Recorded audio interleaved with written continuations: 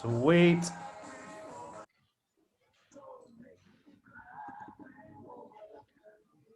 Boom. Yes.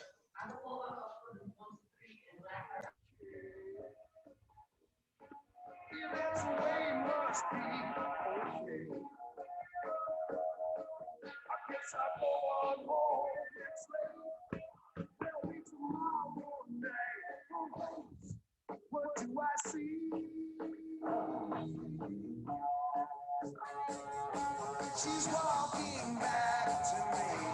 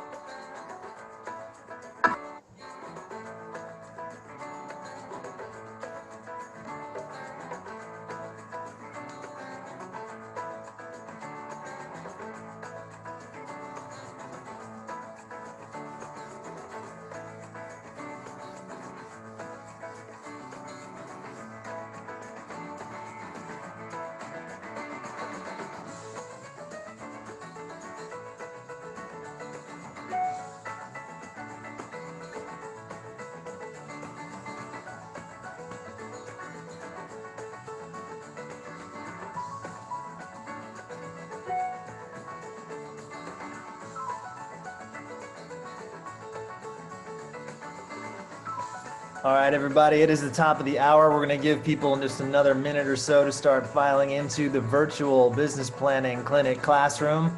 I am your host and your captain for the afternoon. Make yourselves comfortable. We're going to be with you in just a minute.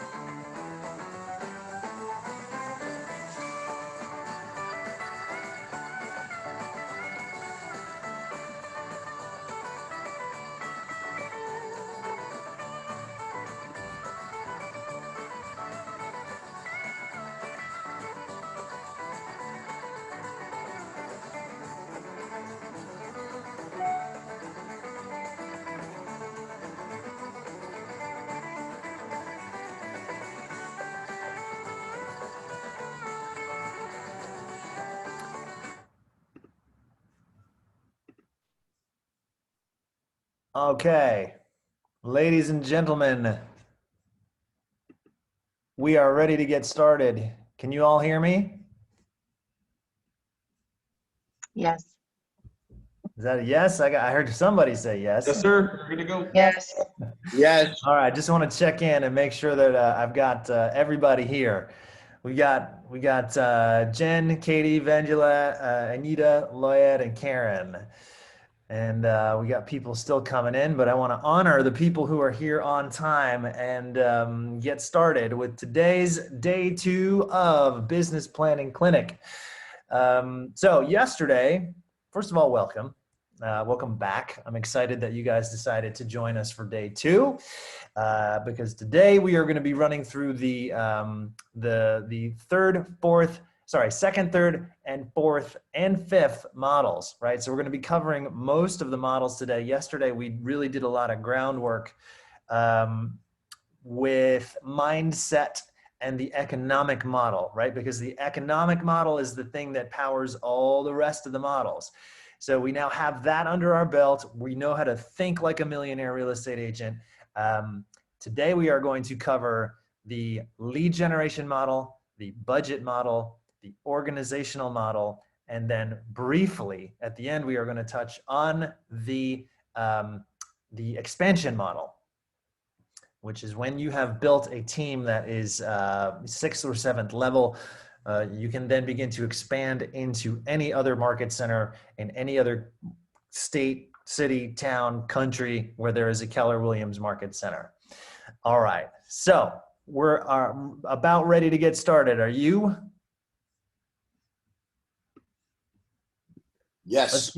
All right, let's get some active participation. You don't want to make you get up and do some like jumping jacks, right? That's definitely, we don't want to see anybody doing jumping jacks. All right, so we are going to get started with the lead generation model. Where we left off yesterday was understanding exactly how many appointments we needed to set and hold in order to achieve our net income goal, right? That's the whole point of the economic model, is to get to that number of appointments. Okay, well, that's fine, great. So, but how do I set those appointments? Fantastic, right? So this is where the lead generation model comes in that it provides you a mathematical system to follow and a communication rhythm with a database that can give you a relatively predictable return in terms of the numbers of contacts and the numbers of appointments that you will end up setting. This is the lead generation model. So this is the second of the 5 fundamental models, and the important first L of the 3 L's that we talked about yesterday, right? Leads, listings, and leverage. Embracing the benefits of the lead generation model means that you are on your way to building a system for consistently generating leads and following up with them that will in a manner that will bring you business and allow you to grow as big as you desire. It's totally scalable, right? This model grows as your database grows, and this returns to that idea that your business grows to the extent that you do, and that your database grows. Now, you are going to realize, right, that lead generation and your database are effectively your business. What happens in this model is what drives everything else. This is the model that addresses finding leads and capturing and converting them over time to produce cash flow. So let's review some of the terms that we're going to be talking about, right? So first, lead generation. What is that? Right? In case we need to really be specific, it is the process of capturing leads and putting them into your database, right? Without leads, we don't have any business. This happens through a process of a combination of prospecting and marketing, right? We talk about being prospecting based and marketing enhanced at KW. Leads, in case you haven't noticed already, don't just magically show up on in your phone or in your database. right? If they did, there'd be a whole lot more people in this business. It takes effort to generate leads. You have to be very purposeful about lead generating. So consider how many databases, just for a minute, in this world of social media and advertising that tracks your every move on the web. Just think for a second about how many databases your personal contact information is in right now. If you've ever registered for anything online, if you have signed up for a Bloomingdale's credit card because you wanted to get the discount, guess whose database you're in? Bloomingdale's, right? There are hundreds of companies out there right now that have your contact information in them and are most likely marketing directly to you via email, text, you name it, right?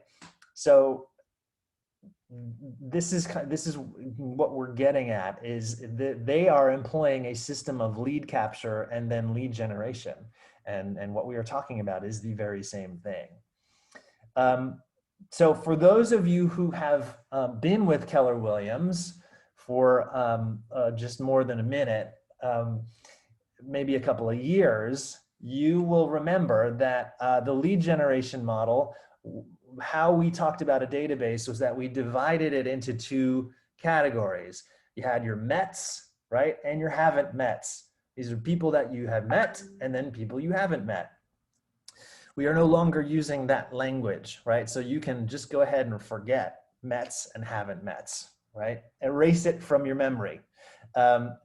In Command, we are now going to be categorizing people as either leads or contacts, right? And so this is going to take some reprogramming for those of us like myself who've been with the company since 2008 and have learned really over a decade that you're talking about Mets and haven't met. So we're going to forget that. And it's leads, who are people who have shown some sort of interest in the services you offer, but who haven't yet engaged in a two-way conversation with your business. That is a lead. Versus a contact. A contact are people with whom you have had a two-way conversation and have established a value-based relationship. So as an example, a lead is someone who calls in. Let's just say you have a sign out on a listing and it has your phone number in it. And that person calls you directly, right? And they go to voicemail and they leave their contact information, right? They would be a lead because they've shown interest, but you haven't yet engaged in a two-way conversation with them. That's a lead. That person will become a contact the moment that you call them back and that you then have the ability to have a value-based relationship, right? So that is a real world example of the difference between someone who would be categorized as a lead and as a contact. The reason this is important in the context of Command is that, for example, when you start to run paid Facebook advertising campaigns, the people who respond to that paid advertising campaign are going to show up automatically in Command as categorized as a lead because they responded, they have an interest, but you don't yet have the permission to have a two-way conversation until you reach out to them, okay? The key difference between the two is whether or not you've spoken. That's the key difference, right? Just to revisit this idea of being prospecting based and marketing enhanced, the reason that we talk about being prospecting based and marketing enhanced is because prospecting is much more proactive and you are going to get immediate results, right? Does it take more time? Yeah. Prospecting takes 3 hours a day. It means you're going to be on the phone, you're going to be reaching out to your sphere of influence, you're going to be putting together marketing pieces, you're going to be perhaps going door to door, leaving, doing circle prospecting, inviting neighbors to open houses. Yes, that takes time. But because it is a proactive activity, your likelihood of getting an appointment with somebody in the immediate future is far greater than when you send out a mailer to 500 homes who have no idea who you are, right? So this is the reason that we say we're prospecting based and marketing enhanced. The marketing serves the purpose of introducing you to an audience, and then when you go out into that audience and meet them face to face, they feel like they already know who you are because they've seen the marketing piece. And then when you show up and have the conversation with them, they're much more likely to engage, right? And so this is where marketing is the enhanced piece of prospecting. um, Prospecting can be more easily tracked, right? The number of times you pick up the phone, the numbers of contacts that you make as a result, and then the numbers of appointments that you get as a result of those number of contacts is all very easily trackable, right? So you're going to have this ability to have clear understanding of your conversion ratios in your prospecting activities. So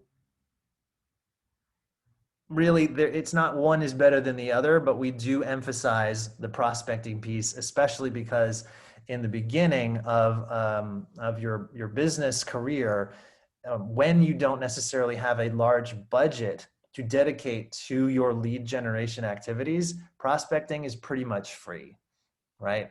So versus marketing, where you have postage costs, you have the cost of printing pieces. It is higher, it's more money intensive, right? Okay. So the lead generation model, right? Um, if you'll look on page 4.1 of your books, if you have that open in front of you or on a screen, we see the prospecting based marketing enhanced model again. In both instances, we want to offer value and then exchange value for information. And the idea is that you're really looking to capture that person's contact information so that you can then put them into your database as a contact and begin to systematically market to them with a frequency that we are going to show you in just a minute. Okay, so on page 4.3, you are going to see the list of all the possible lead generation activities. There are on the left prospecting activities, right? And these are phone or face-to-face, right? So in that list, you'll see things like for sale by owners, expired listings, circle prospecting around a neighborhood, around a listing that you have recently listed. You can do charity or volunteer work in a community outreach. That's can be prospecting, by the way. Teaching and speaking opportunities. These are great ways to get out in front of people who may be interested in buying or selling. Going door to door, door knocking, networking events, right? Sending people SMSs, actually. Texts can be a form of prospecting, as is email. And what's interesting is that this gets put in the prospecting file and not in the marketing, which is kind of interesting, and that's a change, I think, from the last business planning clinic. On the other side, you've got marketing, right? So you have you can do pay-per-click advertising online. You've got search engine optimization, traditional channels like radio and television ads, which you can pay a whole lot of money for, right? There's print advertising in newspapers and magazines. Paying for an ad on a billboard, right? If you really want to go all in and be that realtor that everybody's like, hey, he's got a billboard or she's got a billboard. So these are all examples of marketing. Then you've got direct mail, like postcards, special events, just solds, promotional items. These are all sort of examples of marketing. And then you have things that kind of fall in the middle and are kind of a little bit of both prospecting and marketing. Networking, right? If you are hosting like an open house is actually a combination because you're prospecting during the open house, you're capturing the information of those people who come in, but the way that you've gotten people to come into that open house may be marketing based because you've sent a flyer to the neighborhood, right? So the takeaway from all this is that there's like 50 different things that you can do to lead generate. It's a huge list, right? So the book, this one, right? You've all seen it. I don't know if I can get it. There we go. That's the Millionaire Real Estate Agent book, right? This tells us that we have not one job in this business, but two, right? We have the first job is lead generating, and then the second one is getting listings. Those are our two jobs, right? So having now completed the economic model, you all know because you went home and as part of your homework last night, you actually went through that economic model and you did it for yourselves. You know how many appointments you have to go on each week to hit your 2021 business goals, right? And so now the question is, how will I get those appointments? How will I generate leads? And how many leads will it take to get me one appointment, right? This is what the lead generation model addresses. So most, no, I won't say most, a lot of agents kind of wing it when it comes to lead generation, right? They'll do things that are kind of idea of the month, flavor of the month prospecting. It's sort of like the shiny new object. Maybe they pay Zillow a couple $100 and then they move that money over to something else. And they end up spending money and discarding a previous strategy for the latest kind of shiny object, right? And while this can be fun and exciting and entertaining, it is really just not the way agents who are either grossing or even better, netting $1 million every year go about doing their lead generation, right? They are going to begin with the fundamentals, the things that are tried and true that we know to work. And they do it with a plan, with a budget, right? A very clear message and a target audience, right? These are the key things that millionaire real estate agents think about when they are addressing the lead generation model. So what I'd love for you guys to do is take a look at this list that we just ran through. And if you are actively doing any of the ones on this list right now, circle them, right? So take a second to circle the methods of lead generation that you are currently engaged in.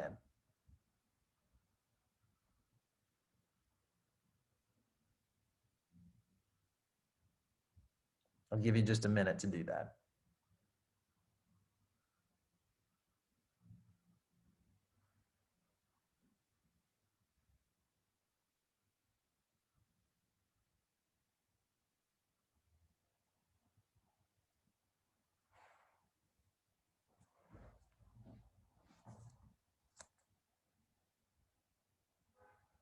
Okay.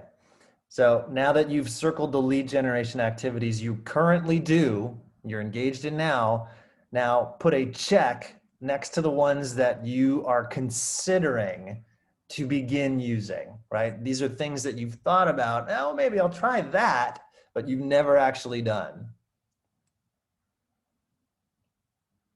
So circle the ones you're currently doing, put a check next to the ones you think you might like to try.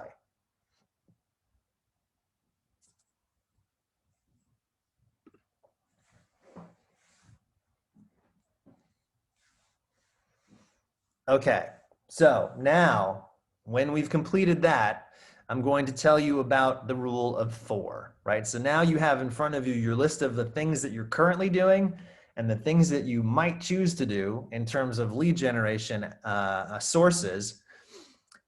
But I'm going to lay this on you, right? This is the rule of 4. And what I will share with you is that up until this version of Business Planning Clinic was released 2 weeks ago, this used to be the rule of 5. It was the rule of 5. It is now the rule of 4. And the reason is that our research, our newest, most up-to-date research, has shown that whereas agents used to get the majority of their business from 5 sources or less, that number has now shrunk to 4 sources or less. So 82% of successful agents' business is now coming from only 4 sources or fewer. Let that sink in for just a minute. And the number one source of an agent's business always generates almost twice as much as the next most productive method, right? So it is best to narrow your choices of lead generation avenues and to pick a few and to master them. That's the takeaway here, is do not be a jack of all trades who is constantly doing a little bit of everything in the way of lead gen. Pick 4 and dive very deep into those 4 sources of lead gen. Focus on them and those alone, right? So what would you guess? And this is a live question, so I'm going to ask you to respond. What would you guess is the number one source for top agents? I want to say listings without agency. Sphere of influence. Yeah, of course. So sphere of influence, I hear like for sale by owners or expireds. Cold calling. Phone calls, is that what I heard? Cold calling, yeah. Okay, cold calling. What else?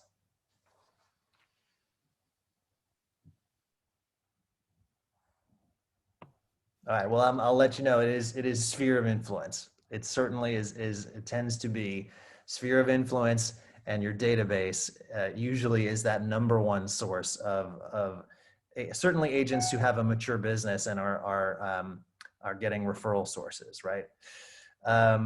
So you do have to track your business though. And it could be that in your business, you have a number one source that's actually different.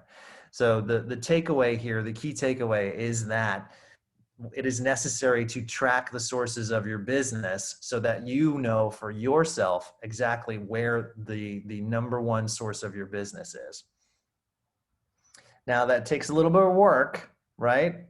But the good news is that in Command, there is a lead source field, right? And so we try to make it as easy as possible that every time you input a lead into Command, you can identify the source, tag it, label it with the source, make sure that you are indicating that, and that when you just do that, get into that one habit, you will over time begin to have a very clear picture of exactly where your leads are coming from and what your top 4 sources are. Does that make sense? Excellent. Okay. So your first target audience should be your sphere of influence, right? These are the people who know, like, and trust you, right? You can build a big business on your sphere of influence alone.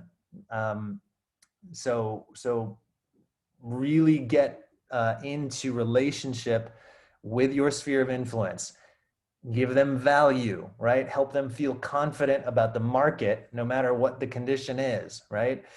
Your message must match what's happening in the market, no matter the market, and to remind your sphere that houses are being bought and sold.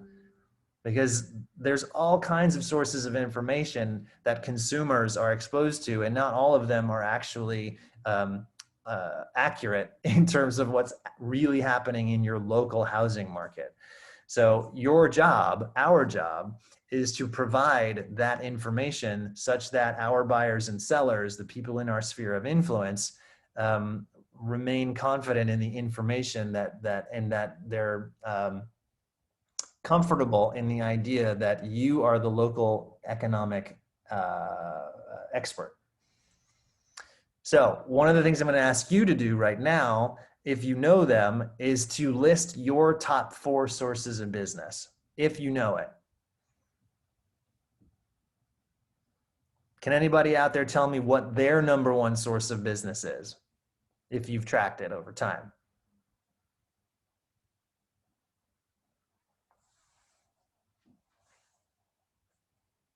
Come on, folks, what's your number one source of business?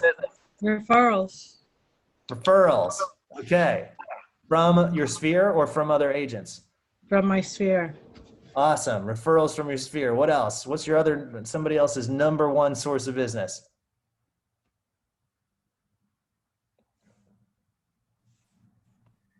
Contacts and sphere of influence. Prospecting your sphere of influence. Is that Marie Greta? Is that what you said? Yes, yes. Okay, awesome. Close relationships, friends. Okay, so write these down because we're on page 4.5. There's the 4 lines, and you guys should be writing down what are your top 4 lead sources. Okay, but as you can see on this graph, the first source, the number one source for most agents, provides 41% of the revenue of the business. The next most potent source is 20%. It's half that, right? So if you just focus on those two, you're capturing 61% of your potential business, right? Alrighty. Now, this is the graphic representation of the lead generation model. And I'm going to walk you through this conceptually so that you understand how this works. And then we're going to dive into, in detail, the actual marketing campaign, the rhythm of contacts, the frequency of communication, what you should be sending and how often, for both the lead category and for the contact category. Okay? So as you can see, there are 3 major categories off to the left of this bin-like diagram, right? You have at the top, you have the lead generation phase. In the middle, you have the relationship management phase. And then at the very bottom, you have the client and referral loops, right? That's essentially when you are getting people back into the long-term touch program after you've worked with them, right? So stage 1 is lead generation, lead capture, excuse me, right? And how does lead capture happen? Through prospecting and marketing, right? So this is the 3 hours we dedicate every day to lead generation. The goal is capturing leads. And so once you capture a lead, it goes right into phase 2, which is the relationship management. So you've got remember, we talked about 2 different kinds of database categories. There's leads and contacts. Leads are people you have who've shown interest, but you haven't had a conversation with yet. And then there are contacts, and those are people who've shown an interest and who you have a 2-way interest with, right? And so your sphere of influence, if we can assume that your sphere of influence are people who you already know, we would hope that that would be true. Those people all belong in the contacts section, right? So essentially everyone who's in your phone right now, right? You open up your iPhone or your, whatever it is, your Android, everybody who's in your phone as a contact would be a contact, categorized as a contact in the command database platform. And we're going to go over how the relationship management piece of that is that you are communicating systematically with both leads and contacts over time. And the way that you realize a certain conversion ratio of contacts to appointments is by making sure that you are communicating in that and just adopting the model and implementing it. And we're going to show you what that is in a second. But the idea is that you take someone who's a lead and then you move them over into the contact section by reaching out and actually having a conversation with them. Right? So the idea is to constantly be sucking people into your lead capture for your database, bringing their information into the lead section if they're just a lead, and then reaching out, making contact, and moving that person from lead over to contact, and making sure that they're on a smart plan that continuously stays in touch with that person over time. such that when they are ready to transact, they think of you first, right? This is the whole point. So if I asked you, to very quickly, if I say, what brand do you think of if I say the word, chocolate? Just say the first thing that comes. Who's the first chocolate maker? Hershey's. Hershey. Right. Cadbury. Okay. So why do you think that name is in your head? Marketing. Repeated exposure.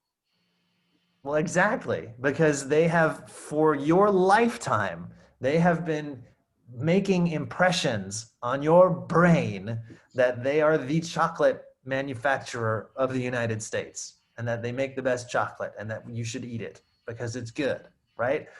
And that's a systematic marketing campaign over time. What we are talking about is exactly the same thing.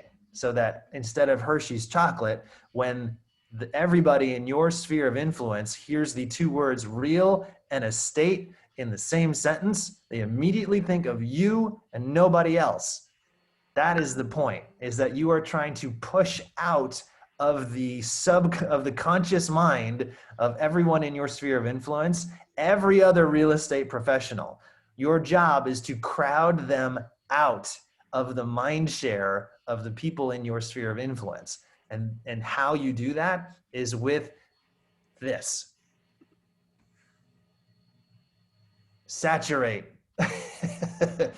Saturation, right?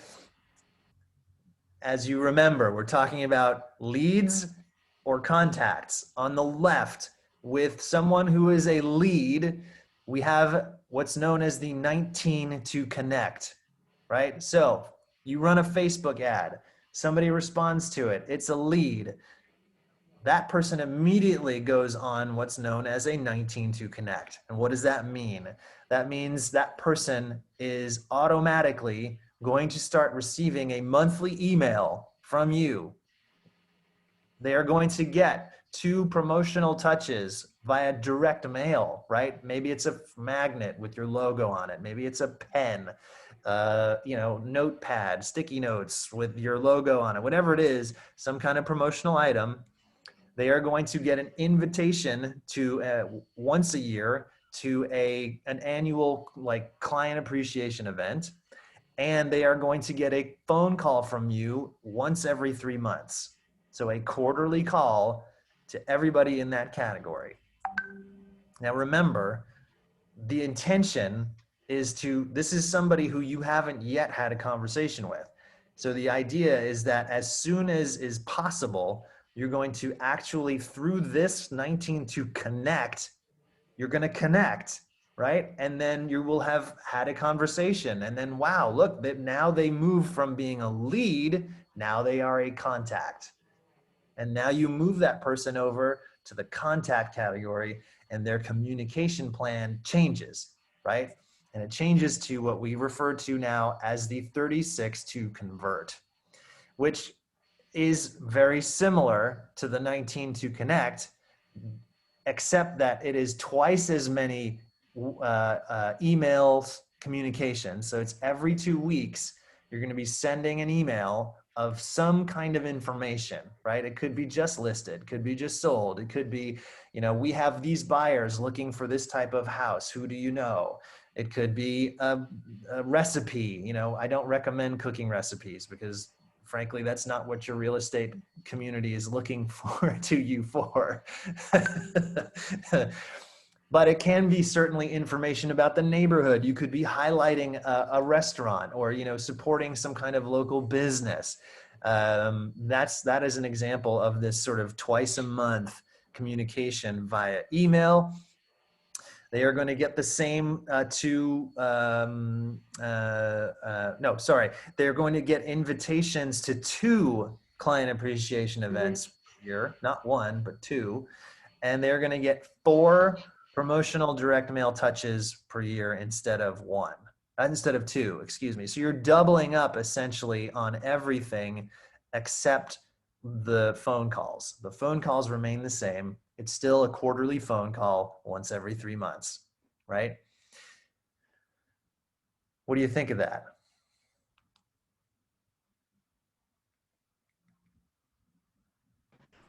Sounds pretty good, Aaron. Okay. So just remember that this is why we refer to, we encourage people to, instead of talking about a database, we encourage people to talk about their data bank, because it literally is the source of your revenue.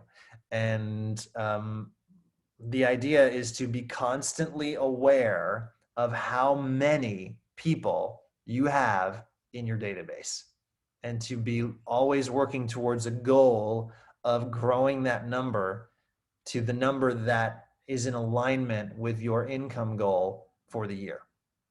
Does that make sense? Yes, Awesome. sir. Aaron, I've got a quick question on this strategy, if you don't mind. Please go ahead. So I guess for everyone, a little bit of context, I'm 6 weeks in. So there's a lot of this that I haven't done. There's also a lot of it that I have done. Well, parts of it I have done. Now, setting up like the email campaigns, the smart campaigns and so forth, I haven't, but I'm in the process of just making sure I know what my approach is going to be. The question is, looking at the smart plans or the campaigns that are already in command, I can see that I can make or create my own one. Could I, well, I guess I could create one which is saturate, so the 19 to connect and then 36 to convert. Do they have any preloaded ones that are identical to this strategy? Yes. Does that make sense? Yeah. Yes. Okay. Because I could only see like the preloaded ones, like a 8x8, birthday one, and I forget the other ones. I guess I didn't see the 19 to connect and the Well, 36. you know what I would also say is that just in the last week or 2 weeks, the ability for agents to upload their own custom smart plans was activated, and there's now like just a huge number of new Them. plans Yeah. that are in there. So I would be shocked. I would be really shocked if there wasn't a 19 or a 36 to connect in there. Okay. All right. Cool. Okay. Thank you. But yeah, listen, if in the off chance that there isn't one yet, which would seem very unusual, then yeah, just build it yourself exactly to this model. Sure. Cool. Okay. Let's see, what else can I tell you about the communication here? It may seem like over communication, but this is what it means to work a database, right? And what that means is that to ensure your database provides a return. The challenge is, or the question that I would ask is, once you get a handle on how many people you have in your database, well, the next question is how often are you communicating with them, right? And so the key there is that the value of a database, it will still be zero if you never communicate with the people that you have in it, right? And so the key takeaway here is that these two plans, the 19 to connect and 36 to convert, this is the model that has come from hundreds, literally hundreds of real estate professionals throughout the country. And we are a company that believes in models, right? And so the idea of a model is that it is a proven success system, and ours, you can argue with that system all you want, and then you get to choose to have whatever result you have, right? So when we go back to the class of the 6 personal perspectives, this being moving from an entrepreneurial to a purposeful model, the idea is that you adopt a model of an agent who's doing the kind of business that you want to do, and this is what I'm talking about. This is exactly what I'm talking about.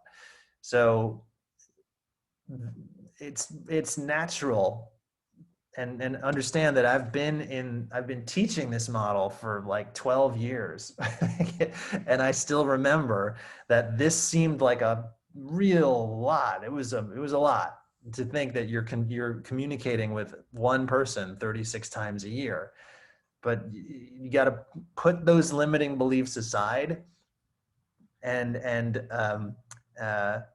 what's the word I'm looking for? Surrender, I think, to the fact that we have studied this to death. And this is really the model that we're going to recommend that you adopt when it comes to lead generation. Does that sound good? Can I get everybody to say absolutely? Absolutely. Absolutely. Okay. Absolutely. All Absolutely. right. I love it. Absolutely. Um, what I will tell you is that Jay Papasan, who is the co-author of the Millionaire Real Estate Agent book with Gary Keller and Dave Jenks, has been overheard to say in certain meetings at family reunion that I happen to be witness to, he said that you could forget every other part of this plan, and as long as you did the quarterly telephone calls, you'll still capture 65 or 70% of the business. And his point is that the calls are the things that nobody does, right? And so I will encourage you to, the reason this is the phone calls, the quarterly phone calls here, as you see, are top of the list. That is actually in a series of priority. Those should be the very first things that you prioritize in your communication, is a call to every single person in your database 4 times a year. Now, if you got a database of 500 people, right, that can take a while.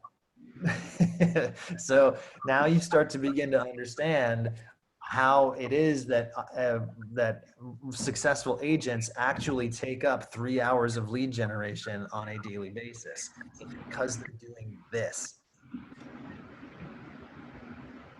That makes sense.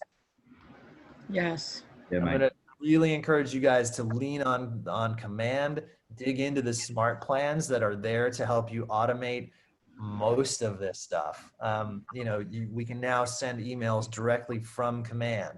So all you have to do is go in and design the template and put in whatever the content is for your touches. Texts, it will automatically send texts as a part of a smart plan. The only thing it will not do for you is to send the promotional item, organize the 2 annual client appreciation events, and the 4 phone calls. That you have to do. Everything else can be automated. For example, one of the contacts here could be a birthday touch, right? If you have the birthday information for your client, there is a smart plan now that will, over the course of a week, remind you to send a handwritten card saying happy birthday. It will send them a text message wishing them a happy birthday, and then it will remind you on the date of their birthday to post on their social media feeds to say happy birthday, right? So those are 3 touches within a period of a week where you're showing up in that person's world as having remembered their birthday. So these are just one another example of how command can help you guys remain purposeful about staying in touch. Now, I am obliged legally to touch upon this briefly, right? That when you are prospecting and when you are reaching out to people, that it is important to be aware of the TCPA Act, so people who are on the do not call list, essentially, right? And so the fines that can go along with calling someone who's on the do not call list can be quite significant. This is the Telephone Consumer Protection Act, right? So just do yourself a favor, look at the list from New Jersey. Make sure that your people are not on that list, so you can call into your sphere of influence with confidence that you're not going to be violating that. Okay. let's talk about the size of one's database, right? So you will remember from the lead generation model, the economic model, sorry, that we have determined how many appointments to go on in order to get the desired number of closed transactions based on your specific conversion rates. The lead gen model helps to determine how many leads you will need, right? This number is not the same for everybody. It's going to be different for each person. It'll depend on your market conditions, the skill, your skill in handling, appointment setting dialogues, for example, and your level of investment in lead gen. So the question is, how many leads will it take, right? We're going to walk you through the calculations for database size, right? I'm going to explain some of the assumptions, like especially the 6% factor that we have researched in terms of the percentage of people who will buy or sell at any moment in your sphere of influence, and then the likelihood that you're only going to convert 50% of those, right? They're estimates. They're not for everybody, but it's a place where we're sort of using as a foundation. All right, so let's look at page 4.15, right, in your student manual, right? Let's look at the following example. You are an agent who has 500 contacts in your database, and that you're receiving, and that the people in that database are on a true 36 touch a year, right? So you're in the model, you're communicating, everyone's getting a quarterly phone call, they're getting an email from you every 2 weeks, they're getting 2 invitations to client events, and they're also getting 4 pieces of promotional mail or birthday cards, whatever. Research has shown that plus or minus 6% of the people in your database will buy or sell each year, right? And that is a calculation based on the home ownership rate of 64% in the United States, and the statistic that on average, people move every 9 to 10 years. That's how we arrive at that 6% factor. And let's just say with that communication rhythm of 36 touches, you actually end up working with half of that 6% who buy and sell, right? We are never going to convert 100% of all the people who could potentially work with us in our business, that in our database. That is a hard fact. Do not expect to get everybody. It just won't happen. But you can get half of them, absolutely. And maybe your conversion will be better. Maybe you'll get 60 or 70% of the opportunities, right? But let's look at that. 500 people times 6%, and then you divide that in half, means that you will get 15 appointments every year out of that 500 people, right? So let's also now think about referrals, right? If you ask for, and 4% of your database gives you a referral, and then you convert half of those, that's another 10 appointments each year, right? And so what you're looking at is that with a database of 500 people, you have the probability of about 25 appointments every year. Does the math make sense there? Right. Yeah. Yes. And so the question will then be, you will just have to kind of reverse engineer the math, because we know how many appointments you guys need each year based on the economic model we did yesterday. And so now it's just a matter of arriving at the total number of people you need in your database based on those conversions to get to your appointment number, right? So why don't we do that exercise right now on page, just at the bottom of the page. So take the number of people that you have in your database right now. Number one, the exercise, first part of the exercise is based on the number of contacts you currently have in your database. If you don't know that number, you should really find out now. And also, if you don't know that number, as a basis point, you can just go into your phone and then scroll all the way to the bottom and then see what the total number of contacts you have in your phone is. That's another way to kind of start this. So take that number, multiply it by 0.06, and then divide it by 2 or multiply by 0.5, whichever you choose. And that is the number of potential appointments you have for 2021 based on your current database.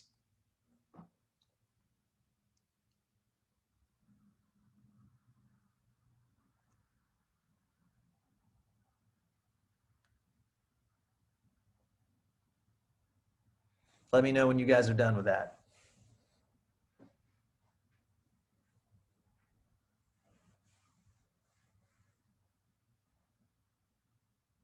Give me a thumbs up. Grant's done.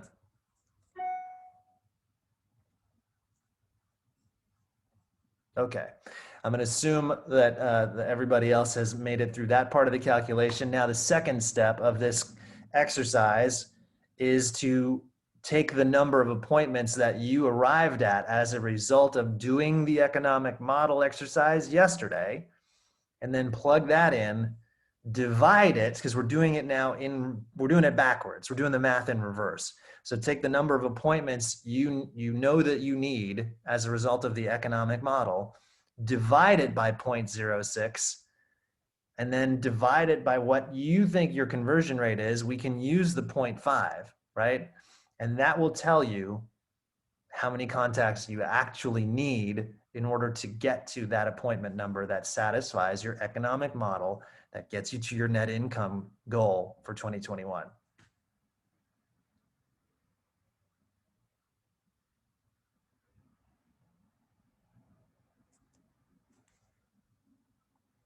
So, having gone through this exercise, is there anybody who is willing to step forward and share their numbers, the number of contacts you currently have, and then the number of contacts that you know that you would need in order to hit your income goal for next year?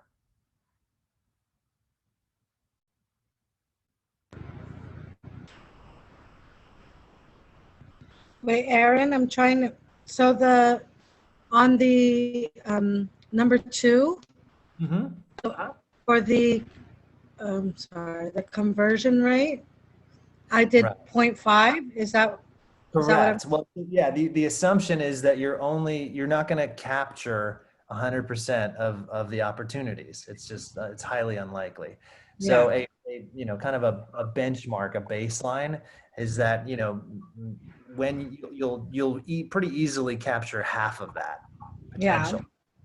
And so, yes, you divide by 0.5. Okay. So take the number of appointments, divide by 0.06, and then take that number and then divide by 0.5. And that should get you to the total number of contacts you need in your database. Okay. Okay, who's got some numbers to share?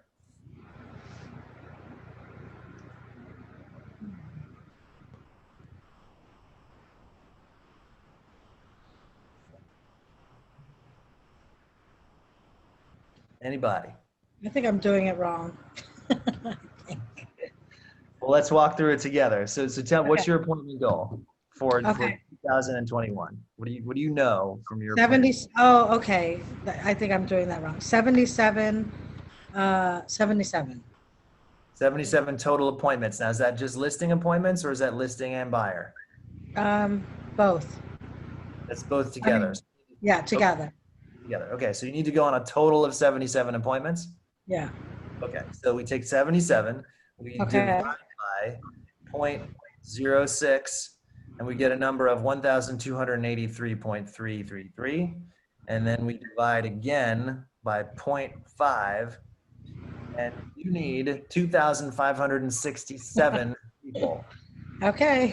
to get that goal. So what's actually in your database right now? 25. 2,500? Oh, yeah, 2,500. Okay, so you're 66 people short. Yeah, the good news is that you're only 66 people short. I'm rounding it on my contacts on my phone. I didn't put it in command, so. Okay, all right. But so the thing that's amazing about this process is that more often than not, you end up discovering that you're not that far off from the necessary contacts in your database. Yeah, But then what you realize is that you're the person, you're the business owner who has a big database, who communicates absolutely not at all with it, yeah, right? And exactly. so the value of the database is not in who's in it, but how frequently and how well you are communicating with it, Yeah, right?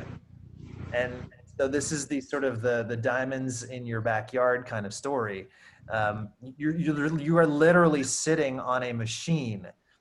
You are sitting on a machine that could generate 77 appointments for you, right? wow, yeah, And we just have to start communicating with it.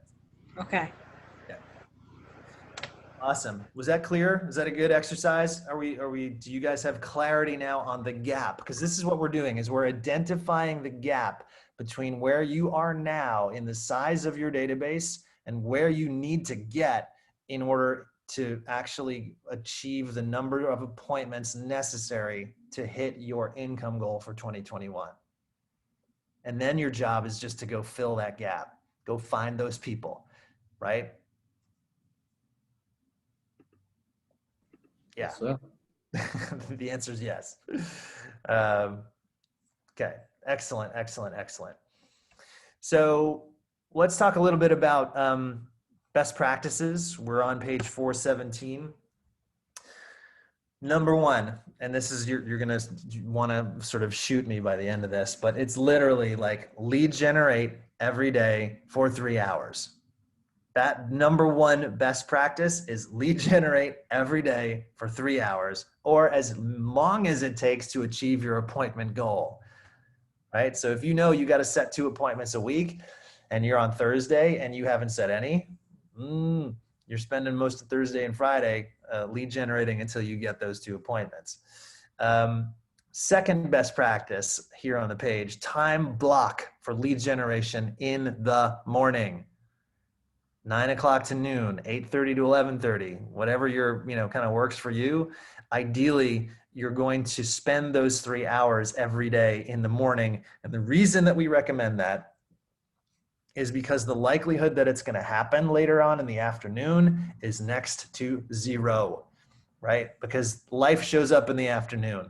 In the morning, the rest of the world is either asleep or they're kind of occupied with their own lives, right? So we have a rare moment in the morning, every morning, where we actually have the ability to be focused and to be insulated from the drama and focus on the one thing that truly matters in our business, which is development of future business. There is no emergency in the world of real estate that cannot be addressed after 11:30 in the morning. I'm going to say that again because it's really important for you to digest and internalize and accept as the truth.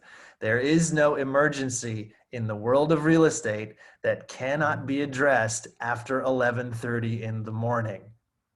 Okay? Do you believe that? Okay, good. That's an important concept. And then the third best practice that you see here on the page is that we actually divide those 3 hours into 3 separate phases, right? There's the preparation phase. That's where you're actually getting your call list together. You're practicing the script that you're going to use that day, right? That's probably 20 minutes or so where you're just getting yourself ready. Then it's getting yourself into action. The biggest chunk of this, which should be an hour at least, if not, 2 hour and a half, is actually making the calls, sending texts, sending emails, making posts on social media, or going out and door knocking, like doing the activities that are lead generation based activities. And then the last half hour or so is the maintenance, right? Following up on any commitments, making, sending the handwritten notes, and then making any changes to the data that you have on a particular contact in your database. So that's the sort of the lead follow-up block. So just make sure that when you think of lead gen, part of the reason I think people have a challenge with lead generation is that they imagine that they're going to be spending 3 solid hours just like pounding the phone, right? No, it's not like that. There are these 3 different phases where you're preparing. Yes, then you are calling or communicating, SMSs, texts, emails. And then there's a third block, which is follow-up, right? And follow-up is really, really key to that whole process. So some of the things that, some of the common traps that people fall into on page 417 at the bottom, one of them to not using both prospecting and marketing in lead gen, and especially relying too much on the marketing piece and avoiding prospecting. That's one trap. Another one is relying exclusively on referrals for additions to your database instead of generating additional leads from other sources. And, Amir, this goes to your prospecting for sale by owners, expired listings. That's another really easy way to capture information and put people in your database.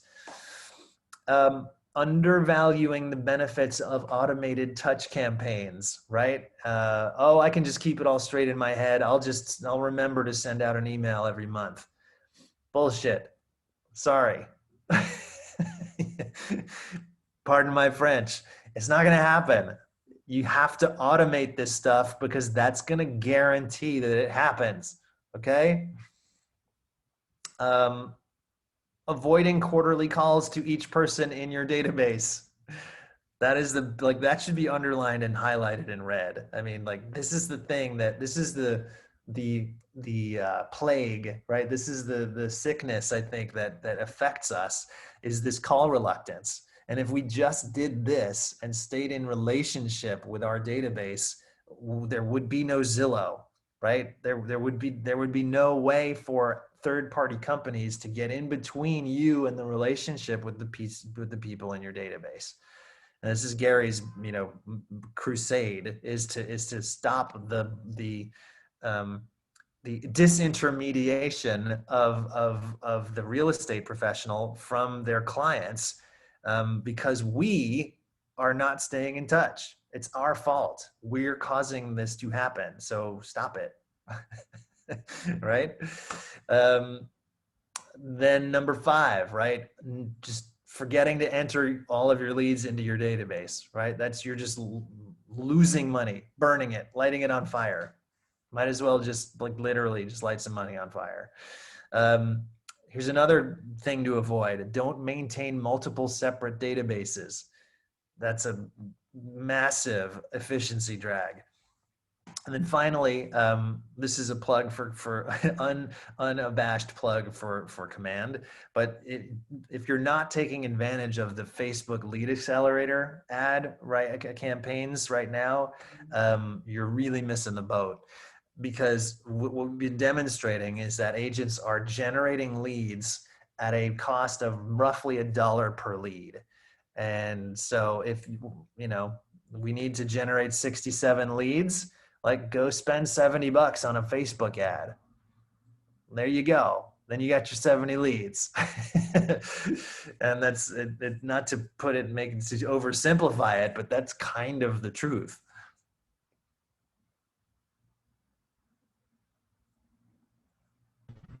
Okay. Aaron, can I ask a question? Please. So I am currently working a part-time job in the mornings, and it's my goal to be able to retire that. But I'm committed from now until June. Okay. So I would like to, that's my goal, is to be able to not go back to that after the summer. But do you have any best practice tips for me juggling that? I hear so many stories about people starting part-time and sort of burning out because they're not consistent with things So Mm. I just didn't know if you had any sort of suggestions for best practice since I'm in What's your doing time part-time commitment? at the Yeah, beginning. what's your time commitment to your Until 11. It's from 8 to 11, 4 days a week. Okay. All right. Well, So so it's just that's that actually, morning chunk, but as you said, that's prime productivity. So well, you know what? In the short term for you specifically, you'll have to shift what is your lead gen block to another part of the day, of and course, then yeah. just as a just by virtue of your situation, and it's not the end of the world, but this is where a deliberate agenda, an approach to your calendar, where you are time blocking very specifically the things that you need to be doing. You'll just have to shift the time block that we would normally put between 8:30 and 11 to, at some point later in the day. You might find that you succeed at a pretty high level if you move that time block to 5 to 7:30, right? Because you've got people coming home from work, and you might have a much higher rate of connection in that time block.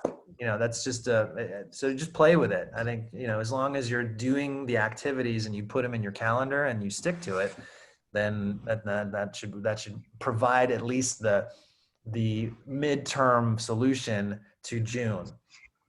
Sure. Okay. Thanks. Got it. Command has some interesting ways that actually helps you continuously refine your database. There is a database health metric, right? It will tell you what percentage of your contacts are complete, what percentage of your contacts need emails and need phone numbers, and that. And so it's a way of consistently being purposeful about having bringing the level of quality of your database up and up and up and up. In the referrals section of Command, you can track your agent to agent referrals, right? And so that'll give you a sense of what's incoming and outgoing. And then, as we talked about, smart plans are really there to help you automate the pieces of this 36 touch plan and the 19 to connect as much as possible, right? One really smart plan is the neighborhood nurture. And if you know the person's address, if you have the physical address, or even if you know just what neighborhood they live in, you can attach the neighborhood to that person in their contact information. And as long as you've done that, you can then attach a neighborhood smart plan to that person, and Command will once a month or twice a month, you get to choose the frequency. It will send a very neighborhood specific market update with the average sale price, the days on market, the number of homes sold, like all of this relevant stuff to that person, just based on what you've indicated the system should send it. So that's a super easy way to have 12 or 24 of the 36 touches completely automated, just like that. Boom. So hot tip.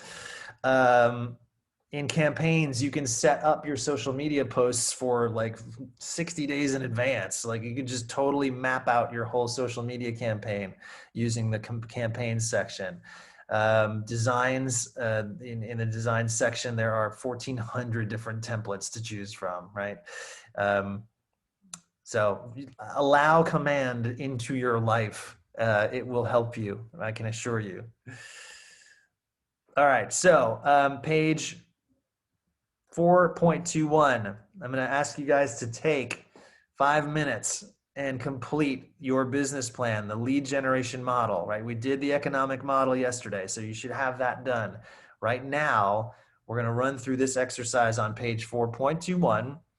And on that, you're going to indicate you're going to fill in all of these blanks, right?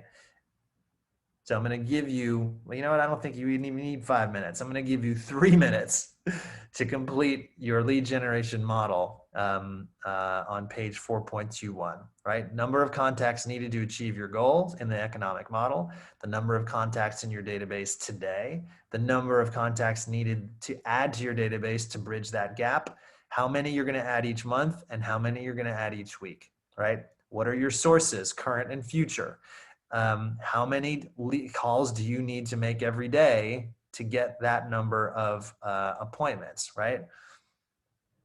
And then there are your 19 and 36 touch plans laid out for you right there. And if you want to add anything, you can. Okay, so take 3 minutes. I'm going to put the timer up on the screen and we're going to complete our lead generation model and then we're going to move on.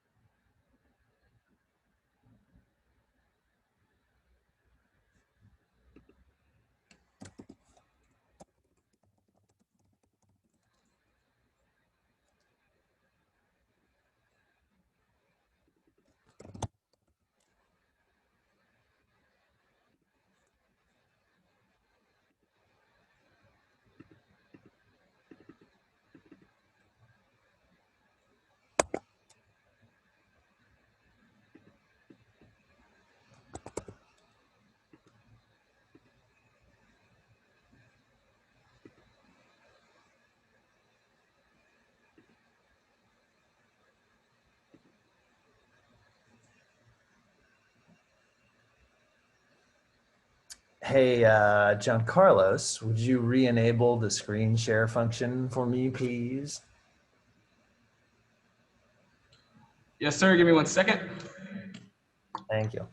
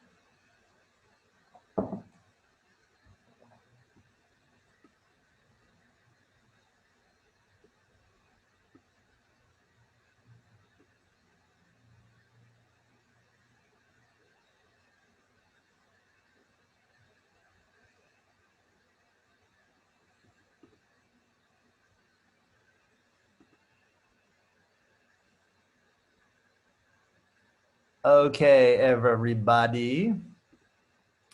We're gonna bring it back in and bring you back into the presentation, and I trust that you are all able to complete your lead generation model.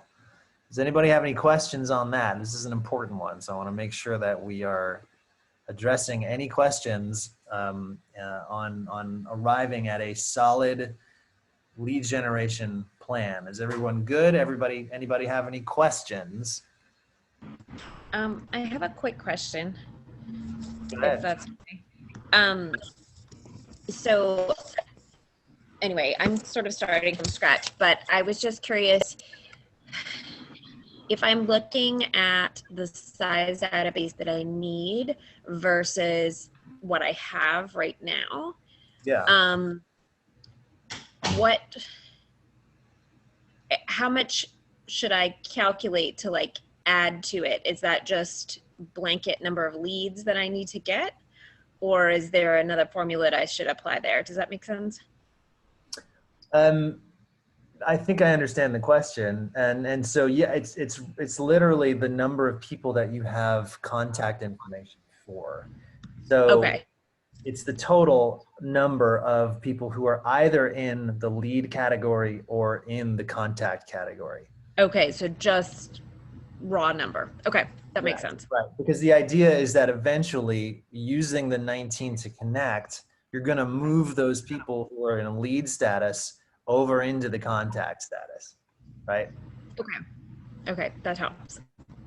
And then it's just a matter of when you know what your gap is. It's all right. So how do every day or every week or every month, I know I need to add X number of leads or contacts. You know, it could be that, you know, you're in line at Starbucks and you end up striking up a conversation with somebody and they talk about real estate with you and you get their business card, you have a contact. They go directly from not being in your database to contact. Sure. Okay. Thanks. Cool, cool.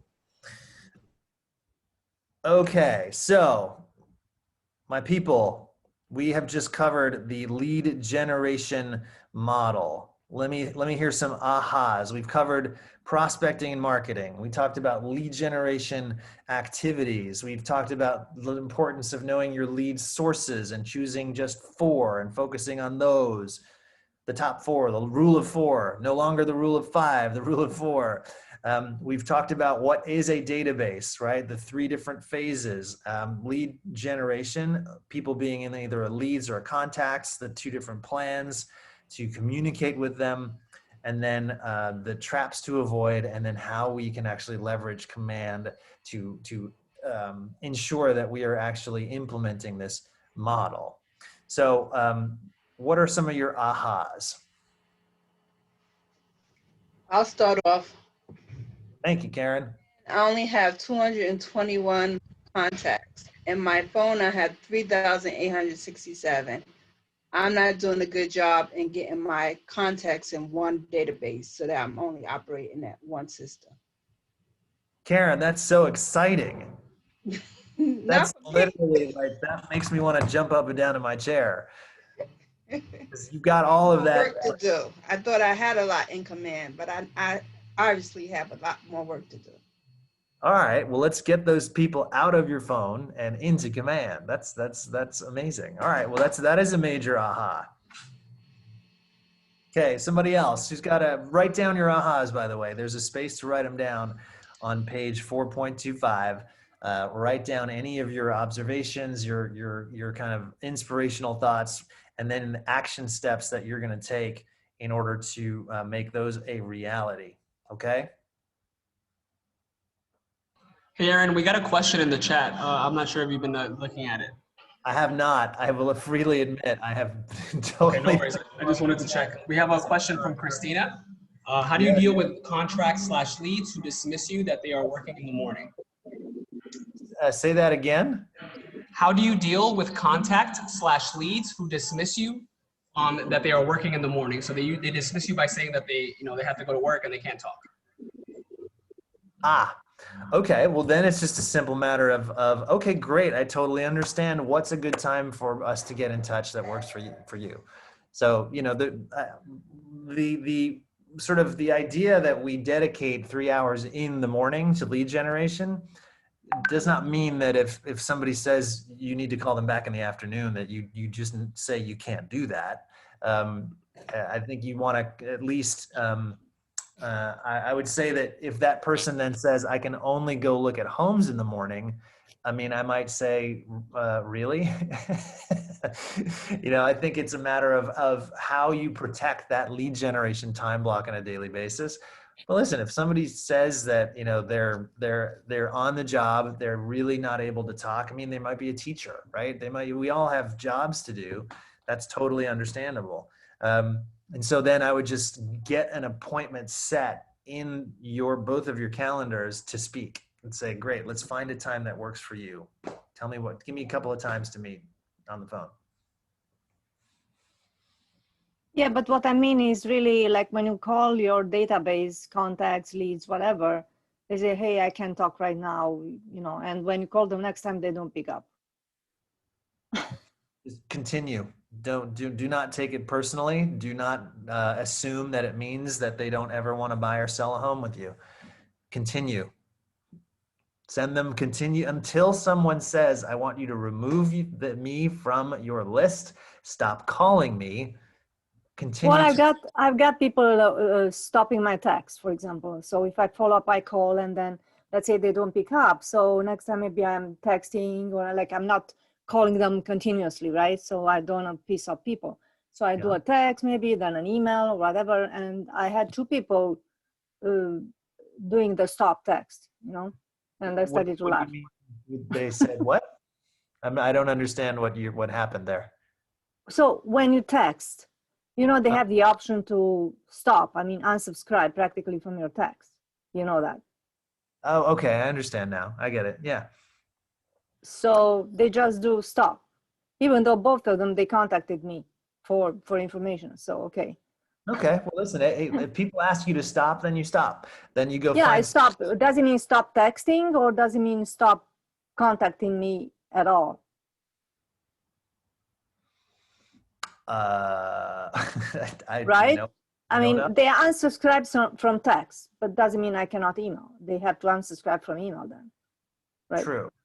Right. Yeah. I suppose that I would agree with that. Okay. Other ahas from the lead generation model. Okay, Aaron, this is Lloyd. Just straight out of the gate, just new to the company. Quick question. I do have Lloyd. Thank you. I do have a large contact list of people in my phone. Silly question. Where are we keeping this database? Like, I mean, is it on my phone? Maybe I missed something because there's a lot of people that I can plug into my database, but I don't know where we're keeping this. Let me just, I will point you in the right direction. So we have a technology platform called Command. And within Command, there are a series of what we call applets. And one of them is the contacts applet. And that is where your database lives or should live. And so what we're going to help you to do is to migrate your data from your phone or wherever you have it. And we're gonna massage that data into and get it imported into Command, because everything that we're talking about right now all revolves, everything from the smart plans to Facebook leads and all that. That's all within the ecosystem of Command. Okay. Person you speak with about that is Jasmine Perez. She is our technology specialist. Perfect. Thank you for that. Yeah. Great. All right. Are we ready to move on to the budget model? Are you guys ready? Yes, sir. All right, let's go. Let's get some budget on. Let's get our profit and loss. You guys would have received the day before yesterday, a spreadsheet, which I'm going to show to you right now just to make sure that you know what it is. Here it is. All right, so this is the tool that comes with Business Planning Clinic. This is the greatest thing since sliced bread, man. I am so happy that KW has put this out. But anyway, this is an Excel spreadsheet. Along the bottom, you're gonna see that there are 4 tabs. This is the economic model, the budget model, the chart of accounts. This is from the Millionaire Real Estate Agent. This is your CPA is gonna absolutely love you for this. And then here is the summary profit and loss statement. The information in the chart of accounts feeds into this summary P&L. So they're linked, right? So this is where you put in your number for whatever your income number is. Your you can see this is the version I've already started translating into French. That's funny. There are your expenses and your cost of sale. So this essentially is the tool that everything you need in order to implement everything we're talking about is in this spreadsheet. So it's in your email. Save it to your desktop or somewhere that you know how to find it, and begin using this, right? Because this is everything. It's everything. I love it. All right, so let's get back to our budget model. Okay, and oops, did I just go into the wrong screen? What just happened? Hang on a second. Stand by, we're experiencing technical difficulties. Okay, get here and there. Voila, window. Okay, so now we are leaving the world of lead generation. We are moving on, boldly going, continuing on our quest for alignment with the millionaire real estate agent models. And now, because we now know exactly how many transactions we need to close, how many leads it's going to take for us to get there. And now we actually have the model that shows us exactly how to generate that number of leads by having a database that corresponds in a numeric fashion with exactly how many people we need to generate that number of appointments based on the 36 and 19 touch campaigns. Now we're going to make some money. Now we are going to actually earn some money. And so what we need to do is to ensure that we understand what to do with that money as it's coming into our business. Because another thing that affects a lot of real estate professionals is an inability to manage their money. And so what we want to help you guys avoid is a situation where your gross commission income is a really respectable number, but what you are keeping, what you end up within your pocket is very, very little, right? And so we're gonna explain some of the basic models here. In its largest sense, the budget model it's the third model to be included, and it reflects what we call the 30-30-40 cash flow from that we introduced during the economic model. If you'll remember, we start with that net income goal and we divide by 40% because we're assuming that you're going to have a 40% net income percentage of your gross commission income. Also remember that if you're a sole practitioner, that number can be 52% or even higher because you're not paying the 12% that's normally budgeted for salaries, right? For example. So your budget model reflects the money you make, the money you spend, and the amount left over. It defines your profitability, right? Our goal is not just that you have a successful that you help a lot of clients. We actually want you to have a profitable business, right? It helps you to minimize expenses and to maximize your net income. Your financial statements, which reflect the health of your business, they flow from the budget model. The two essential tools that are in this budget model are the budget itself and the profit and loss statement. Together, they are the financial decision-making and goal-setting duo. And I've just showed you, that's what I just showed you. That is that Excel spreadsheet. The two last tabs are the profit and loss and the budget. So the budget model does two things, right? It keeps you from spending money on shiny objects, right? Or from losing track of your expenses, right? Everything that's invested in your business should be looked at in a way that is driven by a return on investment. The other thing that it does is it actually, first, it keeps you from spending on things that you haven't budgeted for, but it also ensures that you do spend. It gives you the permission to spend on the things that you have decided are important to your business, right? And so it actually has these two purposes. That's what a budget is really interesting that way. Money spent is the cost of doing business, right? For every dollar invested, you should receive some multiple of a return on that dollar spent. let's see, what else can I tell you before we jump in? More benefits on the budget model are your ability to assess whether you're running your business efficiently, right? So every month, we should be looking at our profit and loss and our budget. And every month, we should be looking at variances, right? So every category in your budget, you should have what is budgeted and what you've actually spent, right? And this is how we run the market center, by the way, right? Patricia, our MCA, will tell you, we look at every month, we see what we've previewed as our budgeted amount, and then what we've actually spent, and we identify where there are variances, and we have to come up with a reason for the variance. And if we don't have a good enough reason for the variance, then we have to have another discussion, right? So it's a way to stay very much on top of your spending.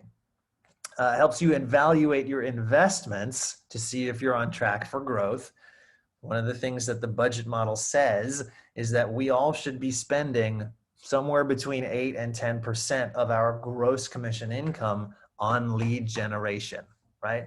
So if you have a business that's grossing $100,000 in GCI, you should be spending somewhere around 10,000. That's your lead generation budget.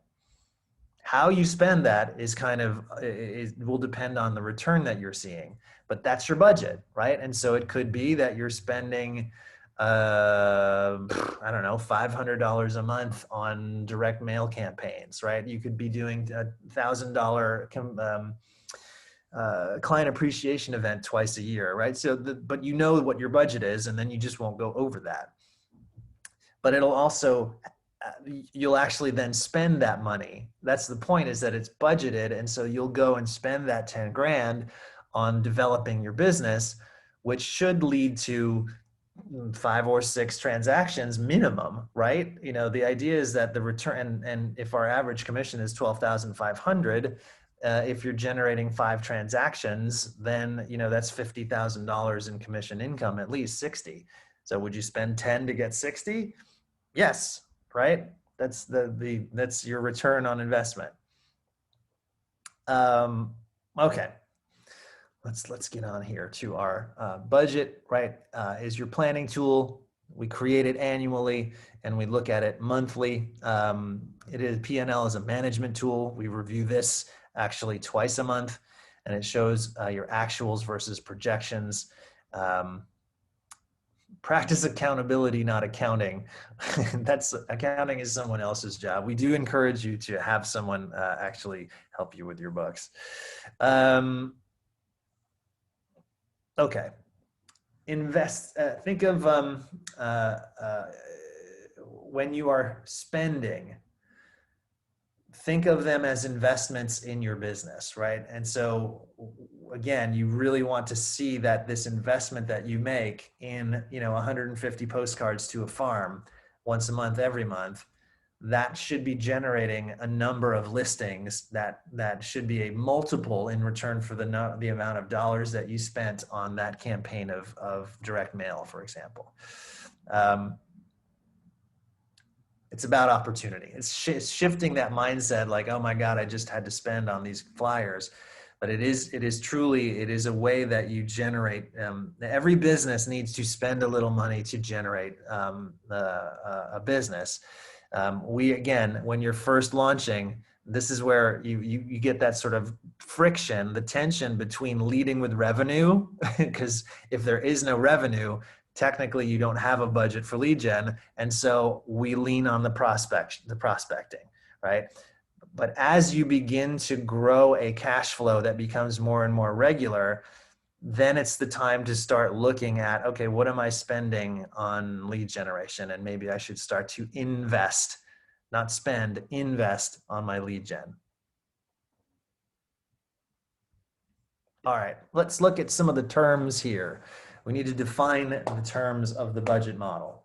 So number one, cost of sale, right? Cost of sale is the payment made after the transaction is complete to a listing or a buyer specialist, right? So if you are running a team and you have an agent who is functioning, working with clients and helping you realize commission income, whatever your split is with that agent, that is a cost of sale. whatever you are effectively, you are paying that agent to help you realize the commission on that buy side or listing, right? Cost of sale also includes the split paid to whatever brokerage you happen to be working with, right? It also encompasses your royalties if you pay any royalties, and also referral fees. And so if you receive a referral, which you have agreed to pay the referring agent 25%, which is generally the industry standard, that 25% that's leaving your business to go out to the referral is the cost of sale that it costs you to generate that revenue, right? So those are the categories those are the costs that we put into the cost of sale. Split with any agents you have in your team, everything that you're paying to your current company, whether it's capped income or not, a royalty to the current company, whether it's capped or not, and then referral income. So it's those four things that belong in that cost of sales category. Number two, operating expenses.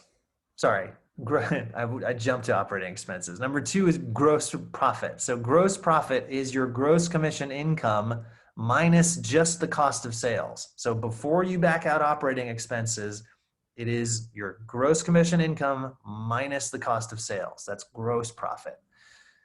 Now, then we address operating expenses, right?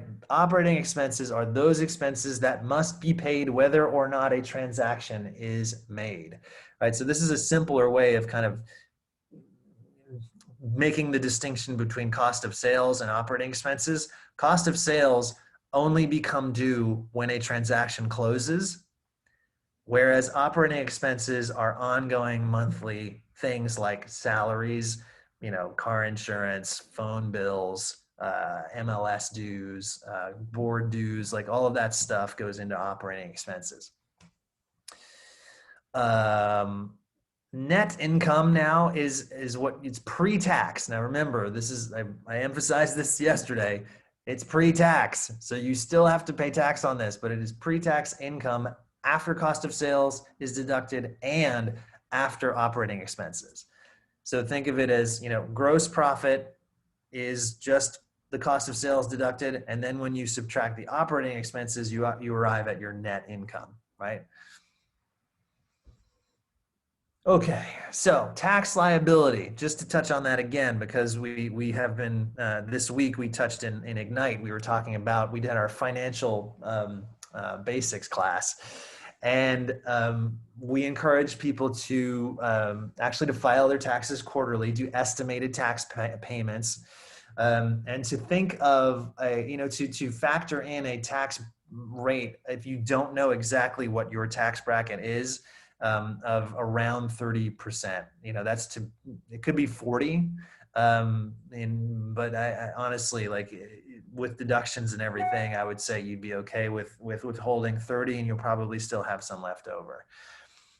So just to touch on the whole tax issue, it's important for you guys to keep in mind and not end up in a place at the end of 2021 where you realize that you have not set aside any money for taxes. And you really, I can't emphasize this enough, like, don't be the agent who skips paying taxes for 3 years. That's a thing. It happens. And I do not let that be you. Okay. All right. So, and just to go back to, if you're a sole proprietor, if you are an individual agent, you are going to have a much better net income percentage than 40%. It'll be at least 52% and probably closer to 60, right? Because your cost of sale is only what you're paying in split, and your operating expenses are going to be at least 12% less because you're not spending anything on salaries, right? Okay, so this is the guideline though. 30, 30, 40 is kind of the benchmark that KW has seen in the top performing teams and within the company. So it is what we need to sort of use as our template. and to kind of make sure that we're aware of, in these big categories, what are we achieving in our own budget. Does that make sense? It's just sort of the most general kind of the biggest category. Now we're going to start digging into some of the details of each of these, right?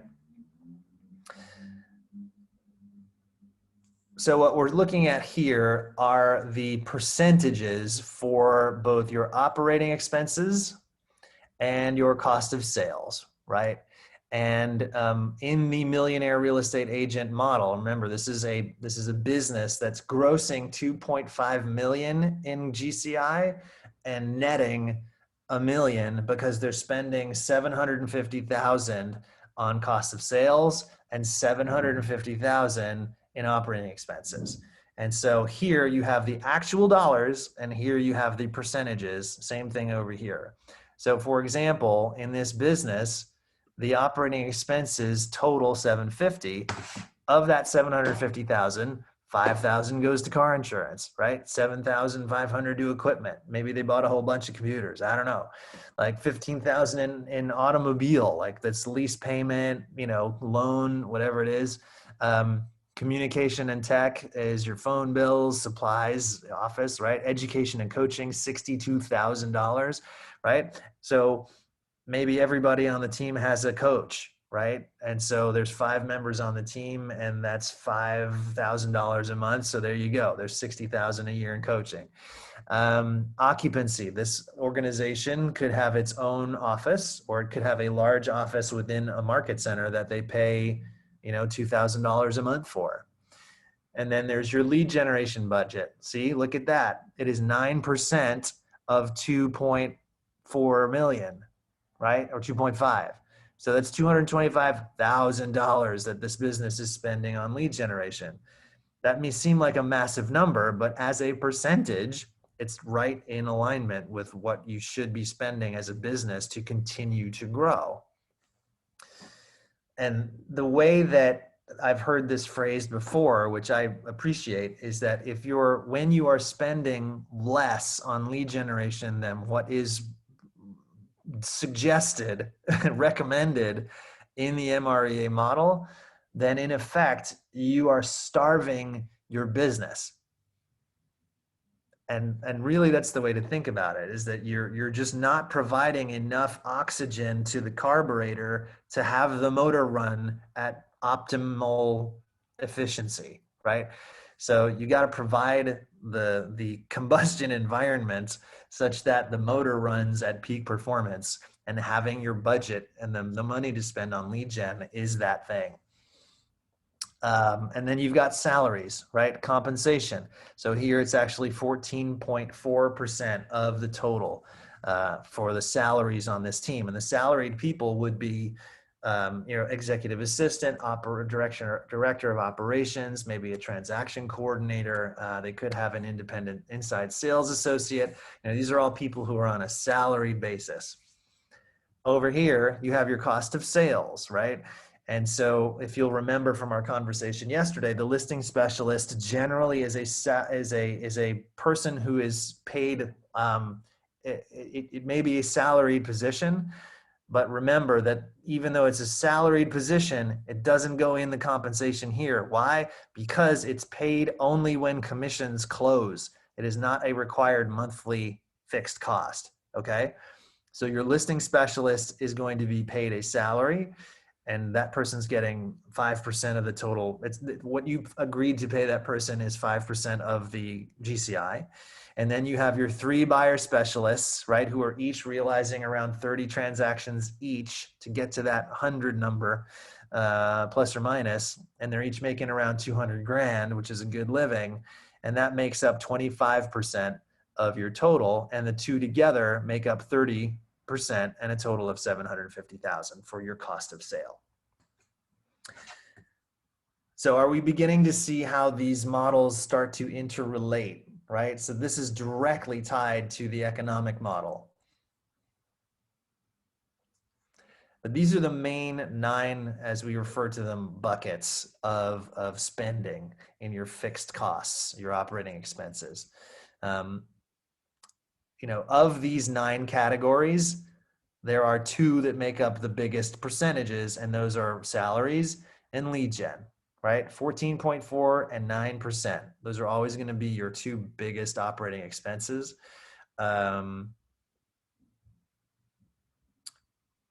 In the context of the 30%, compensation is actually 48% of the total of your operating expenses. So it's nearly half of this total of 30%. It's almost 15%, right? Do these expense amounts are they surprising? Are they shocking? What's your blank on the operating expense and company cost of sales percentages?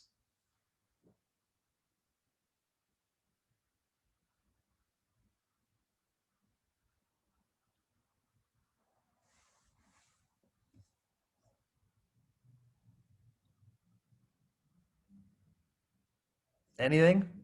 Any reaction?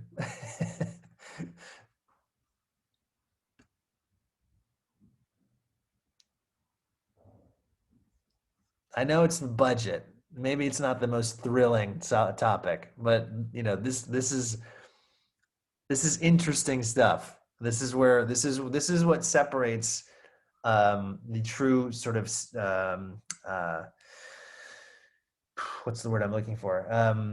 Sort of business-minded people, I think, this is the shift from real estate agent to business owner. This right here, this is what we are talking about, is how you make the leap from real estate agent to business owner. So if you're not gonna, if this doesn't interest you, I get it. It's a spreadsheet, it's a lot of numbers and percentages. But just understand that if you're gonna decide not to engage with this model, nobody has the permission to skip one of these models, because if you do, then none of it really works. Okay.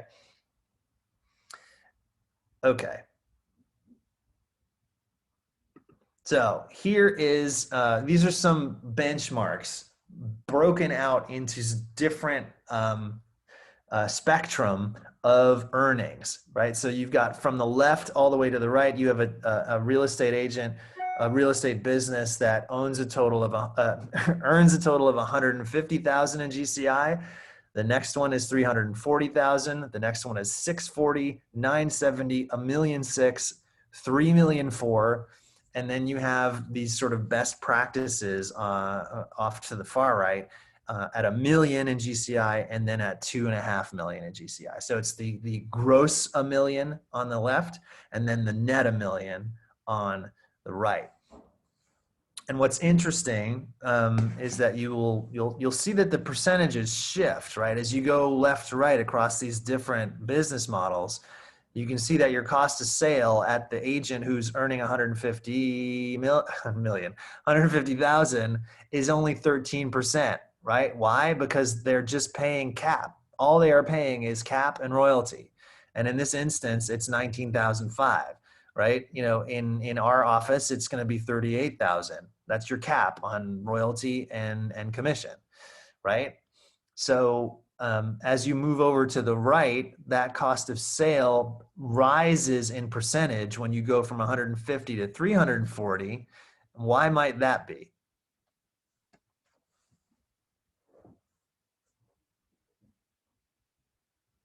Because you've got support staff. Yes, and what kind of support staff? Like an admin person. Oh, you were so close. Yeah. you were on the right track, but no, because admin is a fixed cost, and so you're right. That goes in your operating expenses. So it'd be more like a buyer's agent or something. Yes, okay. You got it, exactly. So yes, you have hired somebody who is commission-based, who only gets paid when a commission closes, right? And so you need that in order to jump from 150 to 340,000. You cannot do that by yourself unless you have, I don't know, like a $2 million price point average. So that'll just kind of give you an idea of why the percentages, they do evolve based on the kind of the level of production. Another interesting percentage to point out is that, let's see, what else? Where does it? Yeah, it kind of jumps up significantly at 3.4 million. Your cost of sale goes up to 45%. And that's just because your team, the size of the team necessary to make that kind of income happen is massive, right? So you begin to push the limits of the budget model when you get into those kinds of numbers. But your net income here as a sole practitioner is, 49%, then it drops to 36 and then down to 30, right? But here's the thing, even though it's 30%, you are still netting almost $200,000 in this model. And I would rather get 30% of 640 than 50% of 150, right? Is there anybody in this training session that would prefer the first of those two, this model, the 73.5? Okay, good. I didn't think so. All right, so these are your benchmarks by GCI in your cost of sales category. So now let's look at the same idea in the operating expenses model, right? So here we have compensation and lead generation, right? We've broken these two big categories out. And I don't know if you can see my pointer here. The compensation is broken into both salaries and benefits, and then professional services. And then your lead generation is divided up into listing management and actually general prospecting and marketing. So prior to this version of the business planning clinic, these were not divided into these separate categories. So this is a further refinement in really looking where your spending is going. So, here it's the same series of production bandwidths going from 150K up to 3.4 million. You'll see that the agent grossing 150 still seems to be paying something in salary, and that may be a virtual assistant. Maybe they're spending, I don't know, $500 a month on virtual assistant or transaction coordination, right? That's possible. And then there's professional services. That could be, anything from maybe transaction coordination as well could be put into that category, could be virtual assistant as well. And then you have your total here of 7.8% in terms of the salary for a solo agent. Listing management is 3.4%. General prospecting and marketing is 7.8%. So again, it's 150,000 in gross. You're spending around 11 grand, 12 grand in your general prospecting and marketing. Oops, sorry. Hang on a second. I didn't mean to advance the slide yet.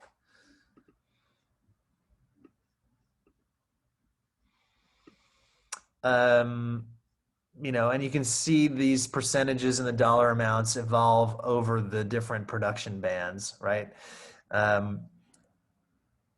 Interesting piece to note is that you're always going to have an education and coaching budget, and this is what most agents don't necessarily budget for, but we really do recommend that you set aside some money for either professional coaching or just going to seminars, events where you can continuously sharpen your saw, your axe, so to speak. In this business, right? Because it's a constant process of learning.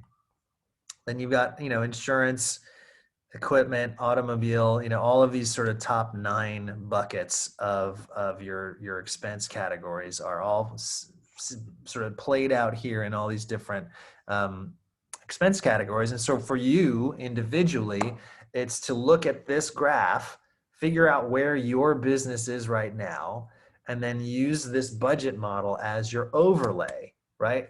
this should be your budget.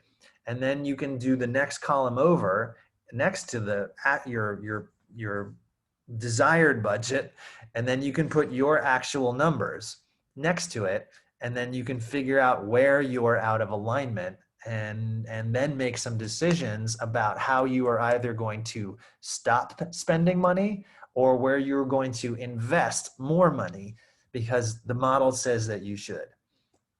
So all of this takes as an assumption that you have actually tracked how you are spending your money, right? And so if you have not yet done that, I'm going to recommend that you take that spreadsheet that we have, which has within it the budget, and start using the budget and track your expenses monthly.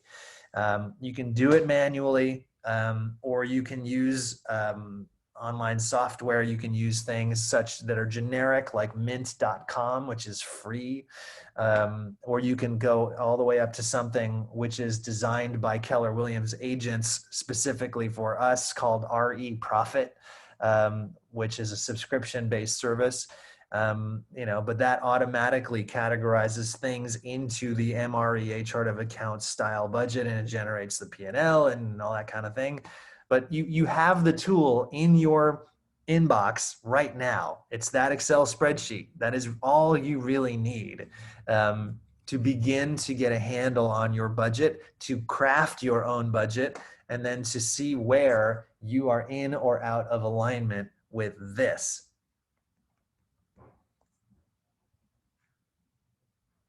Okay.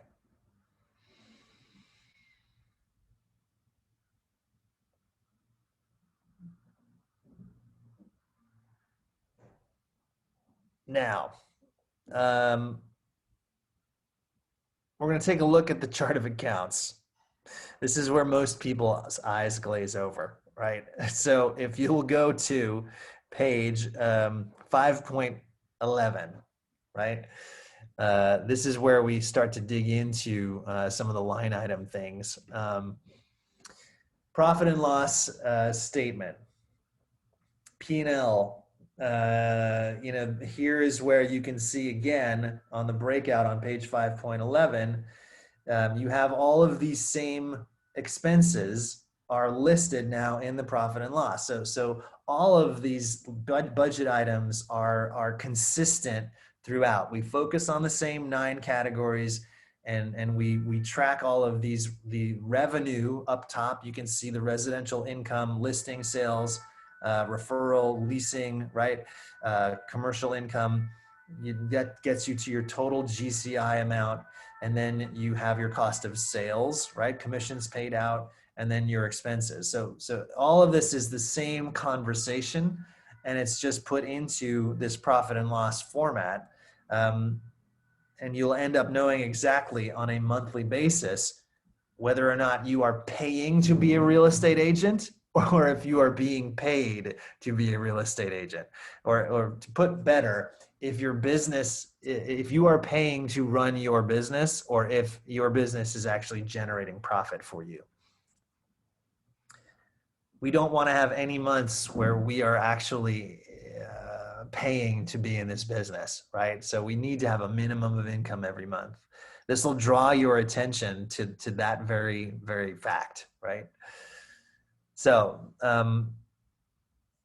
our budget principles are really are that we should lead with revenue. That's one of our sort of concrete, our foundational ideas, is that we don't go into debt to become profitable. And so in the beginning, again, if you're just launching, the idea is that you focus on the prospecting activities that are cost neutral, right? And there are plenty of those to do, believe me. If you are at your growth phase, or if you're at the achievement phase of your business where you are leveraged and you have team members, then it is more about when you spend money, you hold every single dollar that you're spending accountable to generate a certain factor of return on that investment, right? And the thing that has caused this and I think I've probably already said this, so if I'm repeating myself, I apologize. But this comes out of Gary's top 100 masterminds, where you have people in this mastermind, agents, who are in that mastermind because the threshold to be invited in is to have grossed $2 million in GCI.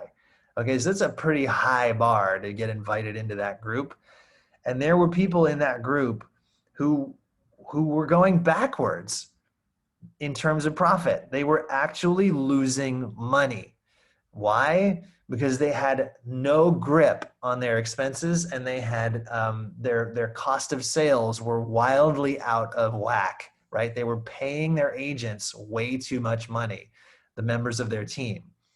And so we came to this realization that we were focusing on the wrong thing, and that we're celebrating gross commission income, and instead what we should be celebrating is net profit. What are you taking home, right? That ultimately is the thing that matters, and this is where your profit and loss statement is the key. It's the key to making that real.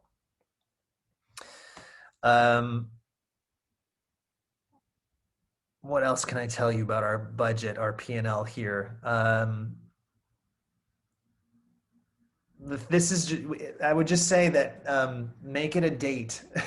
Make a date with your budget. Make a date with your profit and loss statement. Make sure you see each other once a month at minimum, right? You want to be in relationship with your budget and with your profit and loss, okay? So on this is that rhythm piece number 4 on page 5.13. Visit your money regularly. Examine your budget on a weekly, quarterly, and annual basis. Reset your budget annually. Observe trends in your budget and look for variances and changes to your return on investment. Play red light, green light, right? This is where if you are investing in something, costs are going up with no results, stop spending. Cut that cost if it's not delivering a measurable return on investment. And then once you have a budget, stick to it. And that's the key, right? Okay. So let's talk about some of the traps and how we can leverage technology when it comes to the budget model. So one of the traps that people fall into is first not taking the time to understand how the model works and how it connects with the other models, right? And I think we've kind of tackled that today in pointing out very clearly the alignment between the economic model and the budget model. Number 2 is being too lenient with money with the promise of big returns.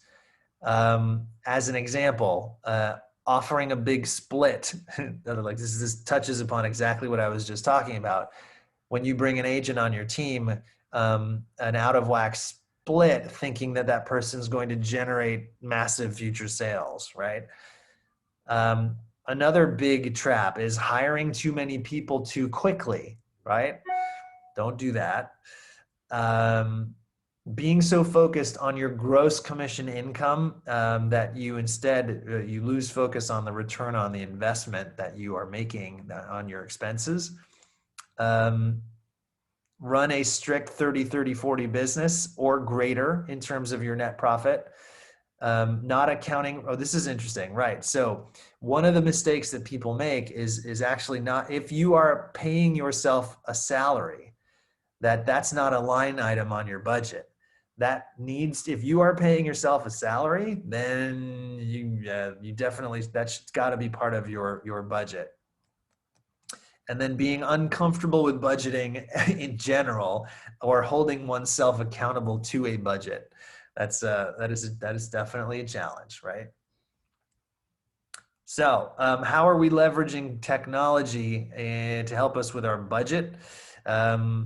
Well, one of the, frankly, is that you're going to save just a boatload of money in not subscribing to any other CRMs or any of the other services that command actually takes the place of. And the other thing is in the lead generation piece, the ability to generate leads at a cost of between $1 and $2 per lead is a mountain of savings in comparison to, say, Zillow, right? So, you know, people, if you'll watch the command video, you see agents who are having a monthly spend of $2,000 a month on Zillow leads, and they knock that down to like $200 a month and getting the exact same number of highly qualified leads through Lead Accelerator in the campaign section of command, right? All righty. So the plan, the homework for you guys is for you to start to understand, to establish your own budget, right? To use this tool that we have up on the screen here, and to actually. Aaron, we can't hear you. What's that? You can't hear me? What is the homework? We didn't hear you. I'm sorry. Can you hear me now? Yes.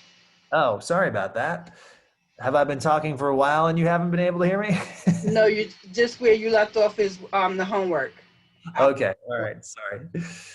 So the homework is to go use, you know, we're looking right now at the budget model, right? And so this is on page 5.17.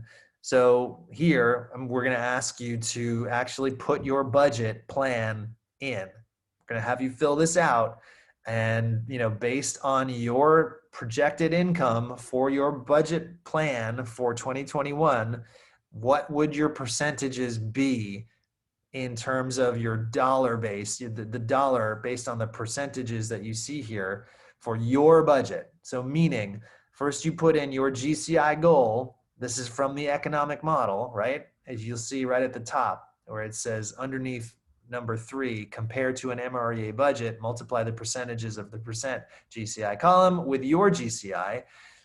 It's to take your GCI, and for each of these, the 3 categories in the cost of sales and the 9 categories of expenses, take your GCI goal and just run through the calculations of the percentages of GCI that you see there, and make that budget for your own business so that you have that clearly written, and it's now the budget model that you are going to commit to visiting with at least once a month. We're going to recommend weekly, and just make sure that you are monitoring where you are in budget and where you are out. Okay, can everybody commit to doing that?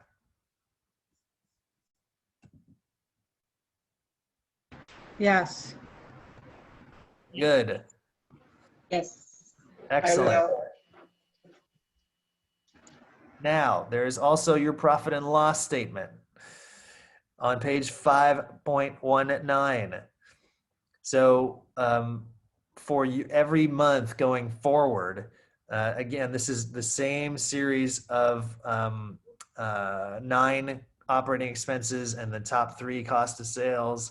And you know, it's all the same series of things, and this is really just to get your net income figure every month. And so this is a monthly exercise we're going to want you to go through as well.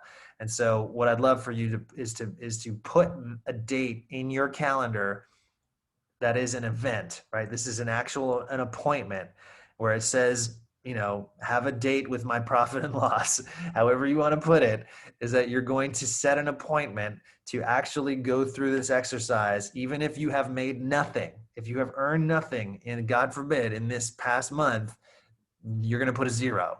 And the reason is that you really need to have clarity on your income and your expenses and what your net profit or net loss is on a monthly basis. Okay?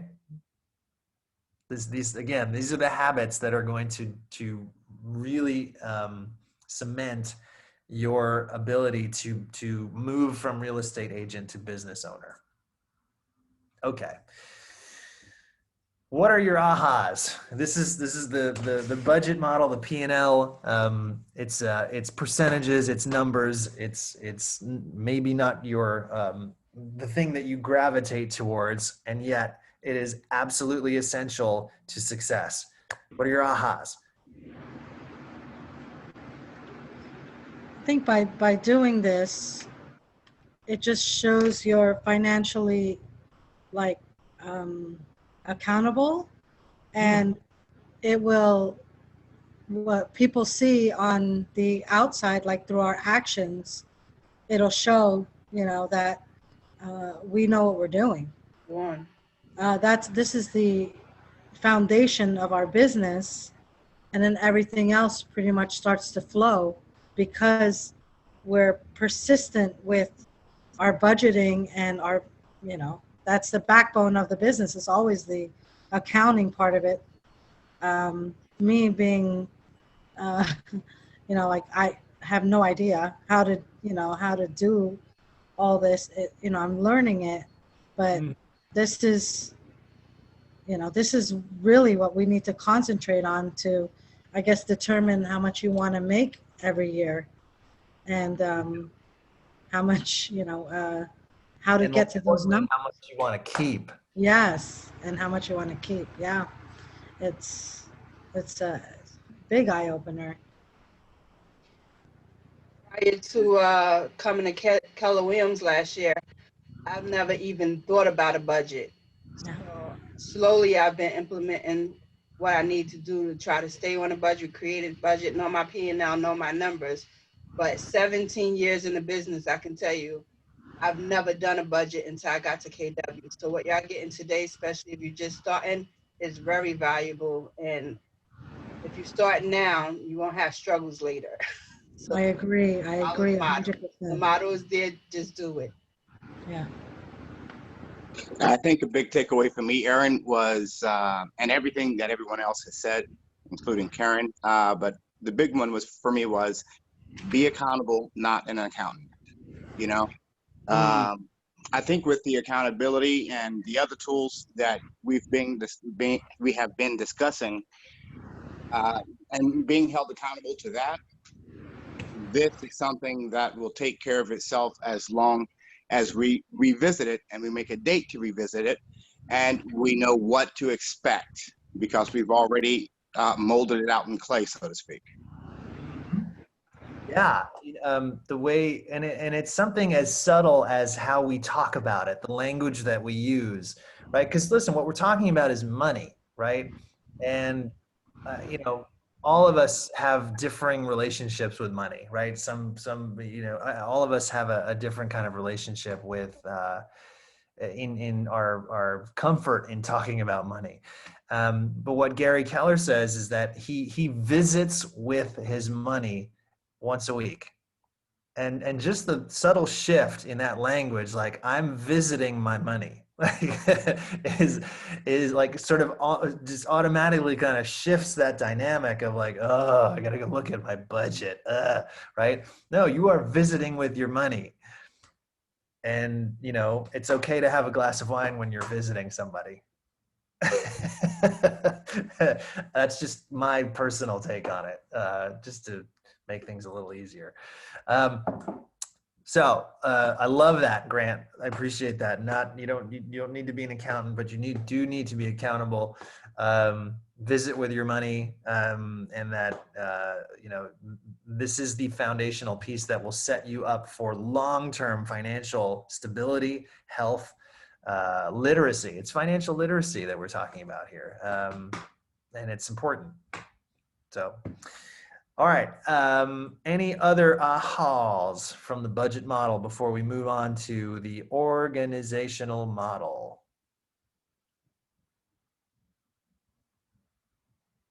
No. All right. We are good. Okay. Organizational model. What the hell does that mean? All right. So we've talked about the economic model, right? So we know that's like how many transactions we need to close in order to get to a certain amount of money. Then we've talked about the lead generation model. Okay, so how do I generate the amount of leads necessary to make the economic model, to drive that economic model? And then we've talked about the budget model, which is, okay, so how do I make sure that when I implement the lead gen and the economic model that I manage to keep a predetermined percentage of the money that I make. And what the hell do I spend my money on? That's the budget model. Now we are going to talk about the who. And I'm not talking about the English band. The who is the how do you build an organization where you succeed through people, right? Because one can easily have a business where you earn $150,000 and it's just you and you don't need anybody else. And that's great, right? And when your intention is to build a business that earns you, let's say, nets you, $350,000 or $500,000 or $750,000, then you're going to need people. In addition to all these other models, you're going to have support. And what we have done as a company is to actually map out sequentially how you add those people, who and when. It's pretty cool. And I'm really excited to kind of dig into this model.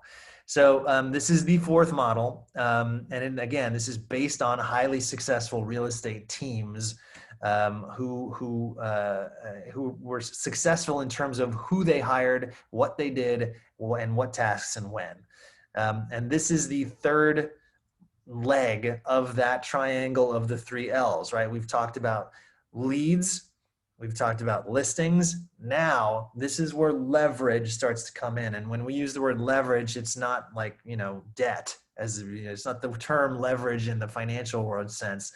It's leverage in terms of increasing your ability to delegate and to achieve results through other people, right? The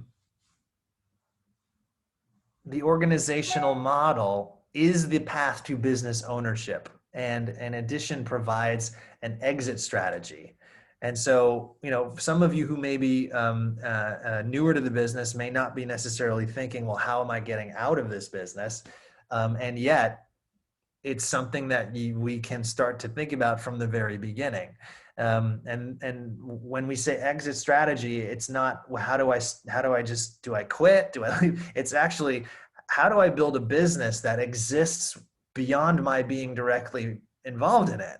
That's what we mean. That's an exit strategy. So it may not mean retirement. It may mean I'm done building this business. It's trucking along and it's generating a really healthy income. I'm going to go do something else. I might launch a different business. I might go work for, a nonprofit, that's what we mean when we talk about an exit strategy. The organizational model is going to take us through these 7 levels of development of a real estate team. Each level is based on your individual business requirements, right? There is no right place to stop or to start. The idea is that it is up to you to decide which level of development you would desire to go to, right? This is a long and a detailed model, and it's important to study and use it at the level where you are and when you plan to grow, right? Use this model as a vision casting tool. I have heard this referred to not as the organizational model, but instead as an opportunity map. And I love that. And the reason I love that is because the moment you bring somebody else into your business, you are now starting to provide opportunity for someone else. And because we take the approach that we promote from within, that you are building an organization in which people can be promoted and have additional opportunities, bigger opportunities, greater income opportunities as a result of what you're building. So this is a pretty interesting concept to start to get into. So, the place where most people start is hiring an assistant, right? That's kind of the first step along this journey for most people. So the question is like, when or how will you know when is the right time, if it's the right time to hire your first assistant? Well, it's kind of like knowing when it's time to hire a contractor to do a job on your house, even though you know how to do it.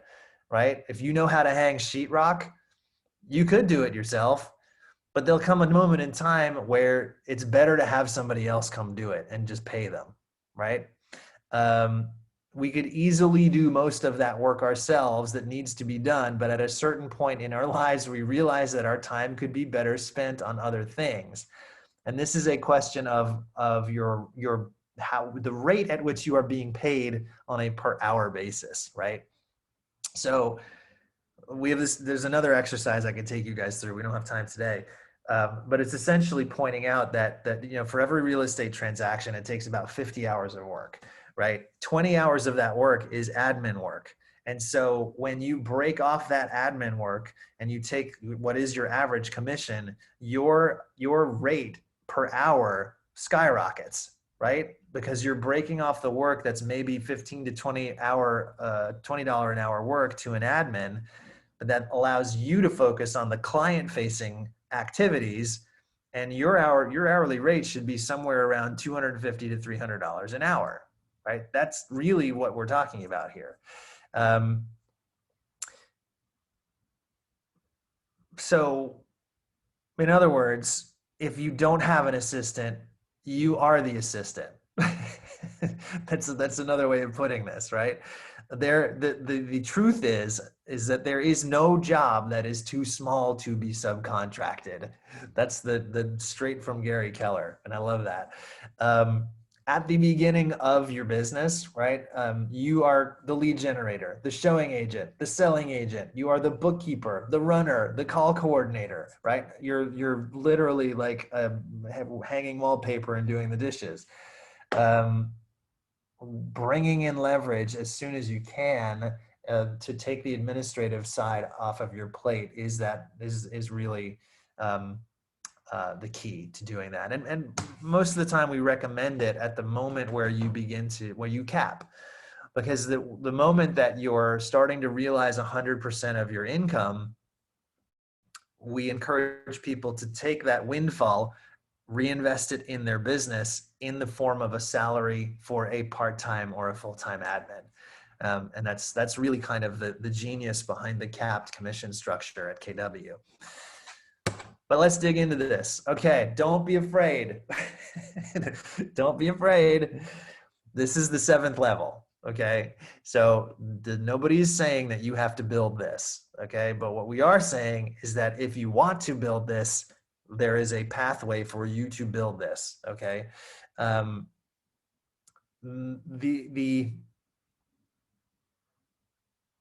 It's centered around 3 main silos. So, you know, visually, as you look at this, if you'll sort of, you know, subtract the expansion part, which is, you know, at the top on the right, you'll see that the lines connecting to the CEO in this organization are the director of sales, the director of operations, and the director of lead gen. Those are your 3 main divisions within your business: lead gen, operations, and sales.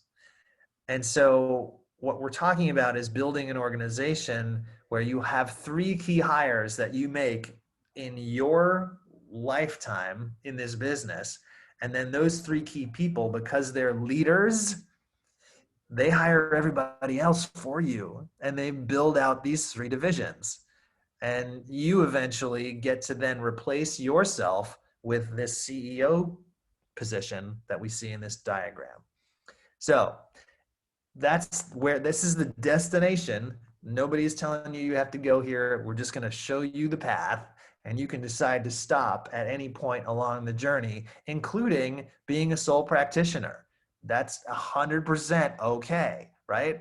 So just to give you guys the context of what we're about to dive into. Okay, so there are 3 key focus areas for developing an organization like this, right? And use these 3 drivers as indicators as when it's time to dive back into a pool of talent to find somebody who fits this particular road. And so now you may get sort of the idea of why we talk about this as an opportunity map. because the person who's the director of operations in this map started out as the executive assistant. The person who's the director of sales started out as maybe a showing assistant and then was promoted to buyer specialist and then to lead buyer specialist and now the director of sales. And so this is what we're talking about when this becomes a map of opportunity for others. So these three drivers are leads. First and foremost, like you gotta have the appointments that are either being, this is how you know when to hire, okay? Is that you have appointments that are being missed or can't be served, right? You just don't have the time. Like you literally are swimming in leads and you cannot get another moment, shoehorn it into your calendar to service that lead or that appointment. That is a dead giveaway that you need leverage. Second thing, if you already have a team and your staff is telling you that they need help because they're stressed, right? I coached a team out on the West Coast, and their director of operations, because they had a massive sort of bump in their business, was just swamped, and she was completely drowning. And she was repeatedly saying, "I need help. We need to find somebody to help us with the transaction coordination."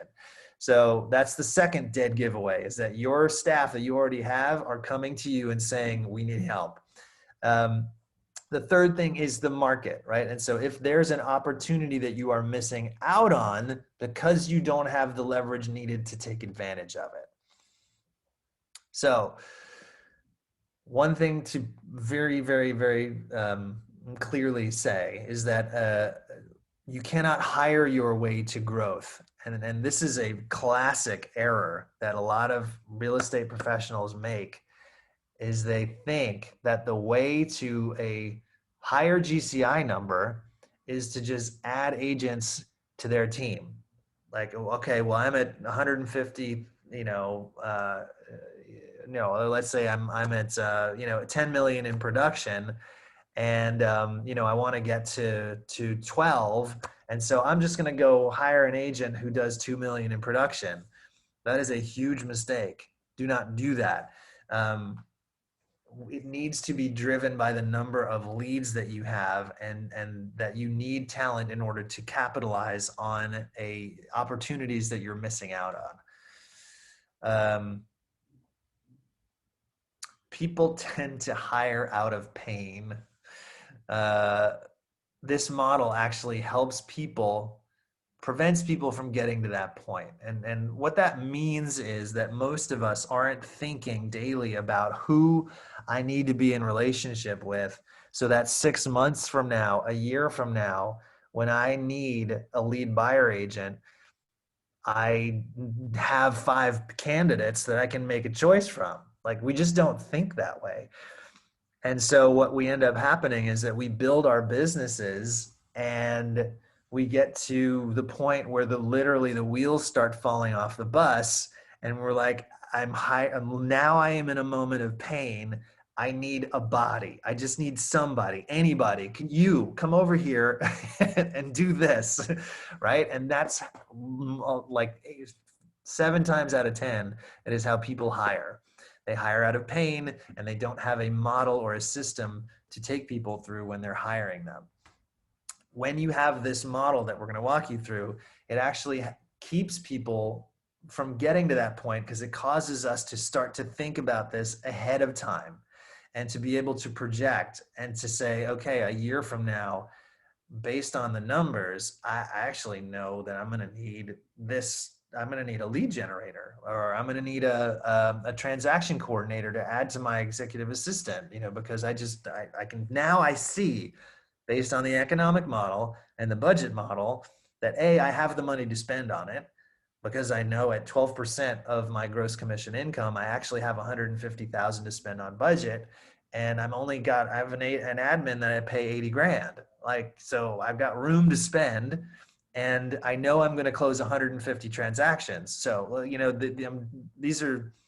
it prompts the thought process to begin thinking longer term about hiring and who you want to have in your organization.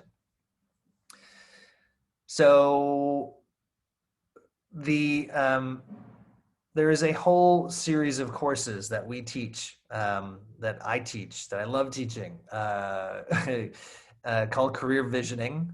It's a trilogy of courses. It's called the Leverage Series: Career Visioning, 30, 60, 90, and Success Through Others. And it essentially gives you, the individual, a model and a system, surprise, for hiring, for recruiting, selecting, and then hiring talent.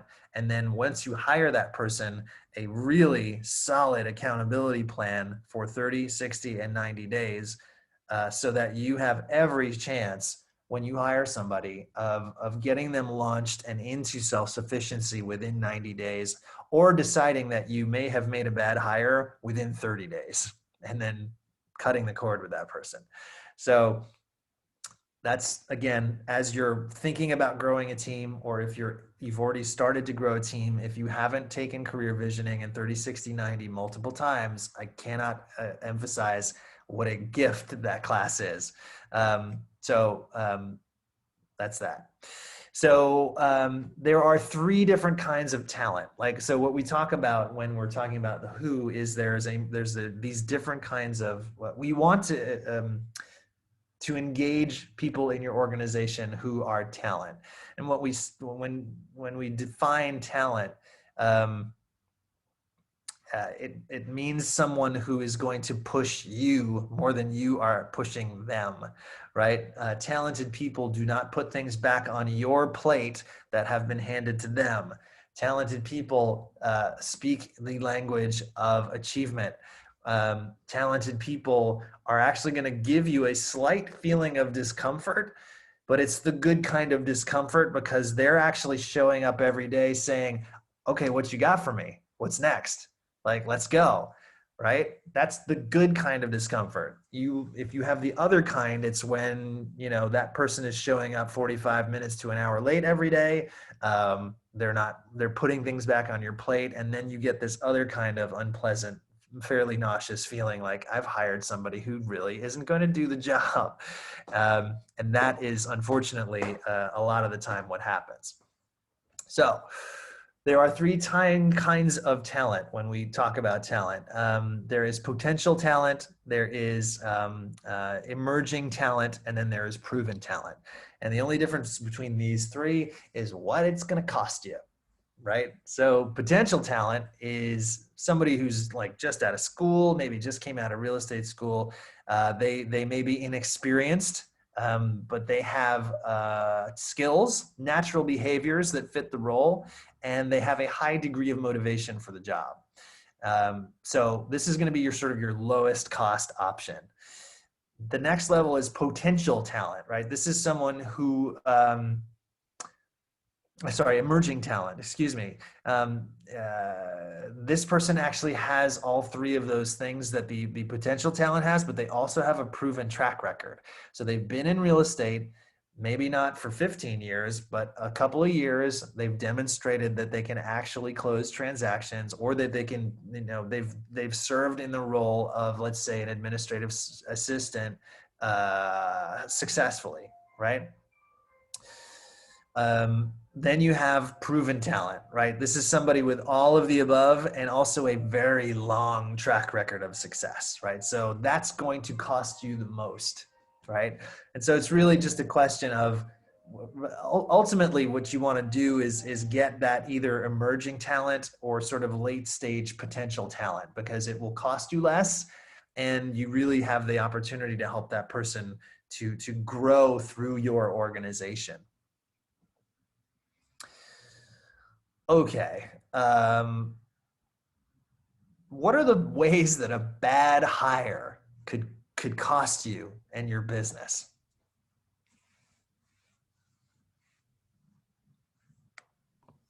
Your reputation. Can you put your business card in there as well? Yep, absolutely. Damage to your reputation. What else? Create more work for you. Yeah, lost momentum. Absolutely, lost momentum. After months of training, go with another agent. Say that again, Karen? Loss of time, because after months of training, they'll go somewhere else or go with another agent.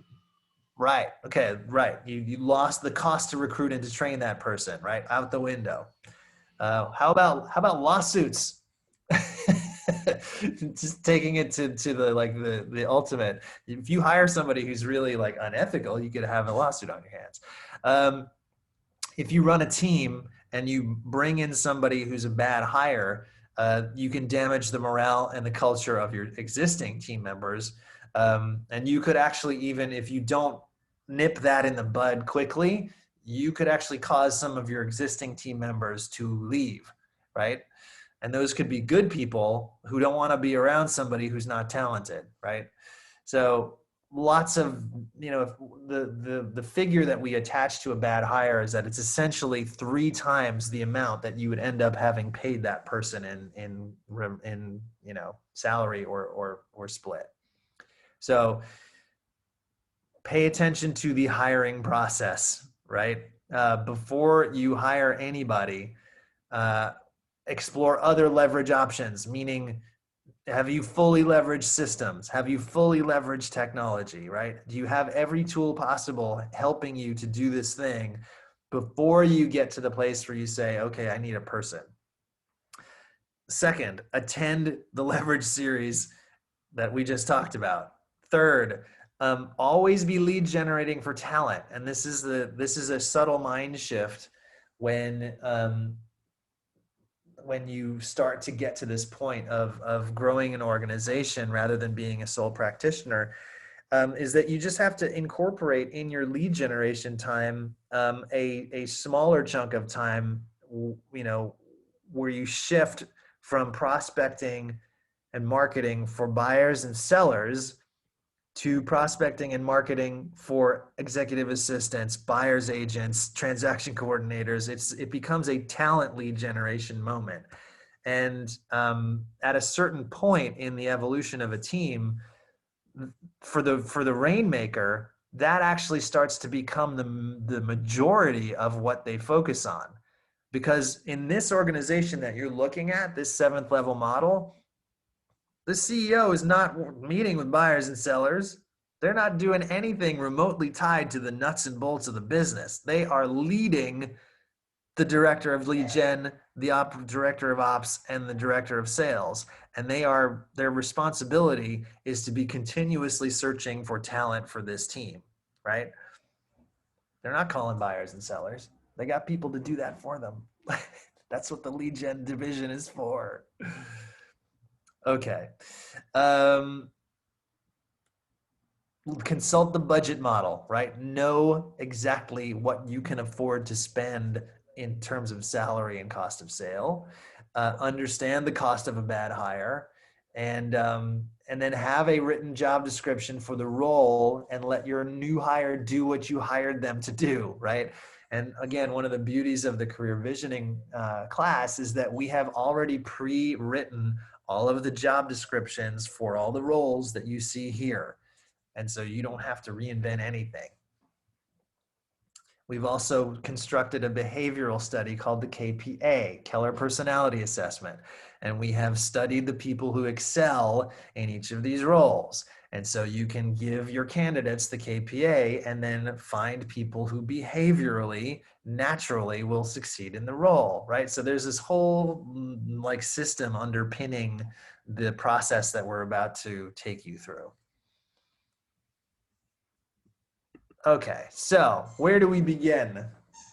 With you. We begin with you, right? This is the first step.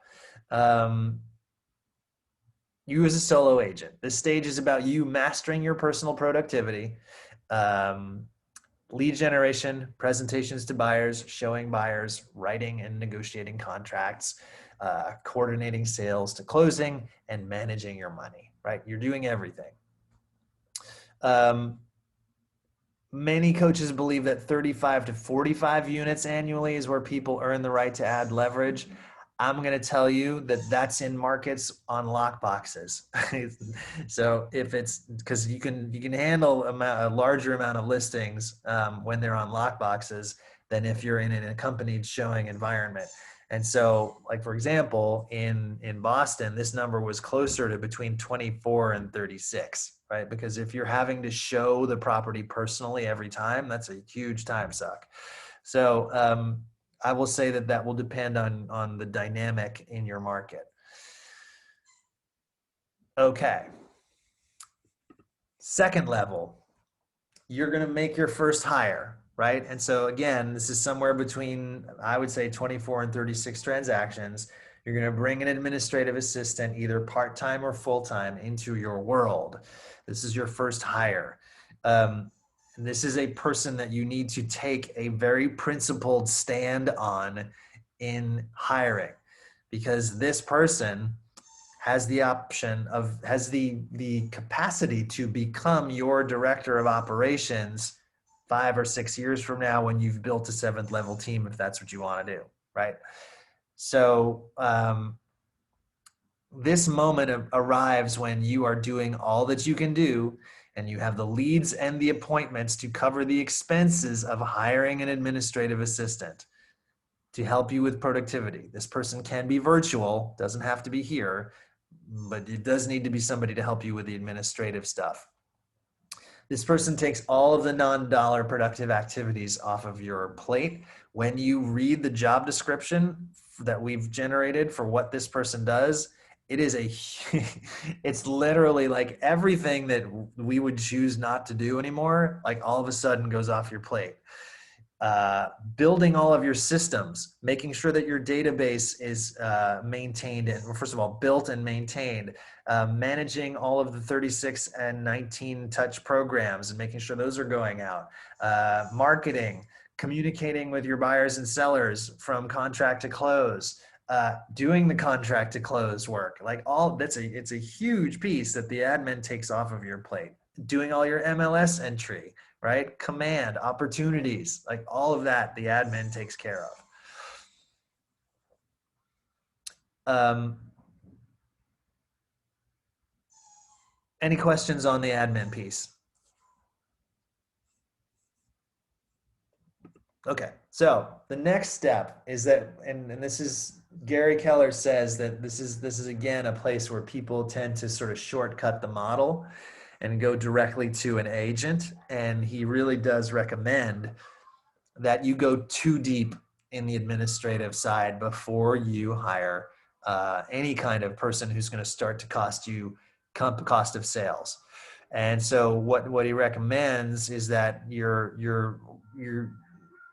going to break out the totality of the admin side into 2 people, where your lead administrator is going to continue to be responsible for the marketing, database, and systems.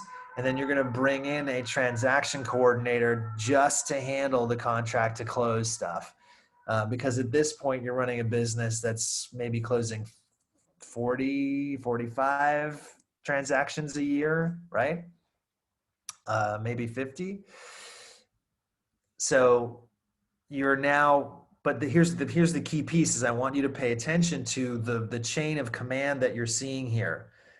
Who is this transaction coordinator reporting to?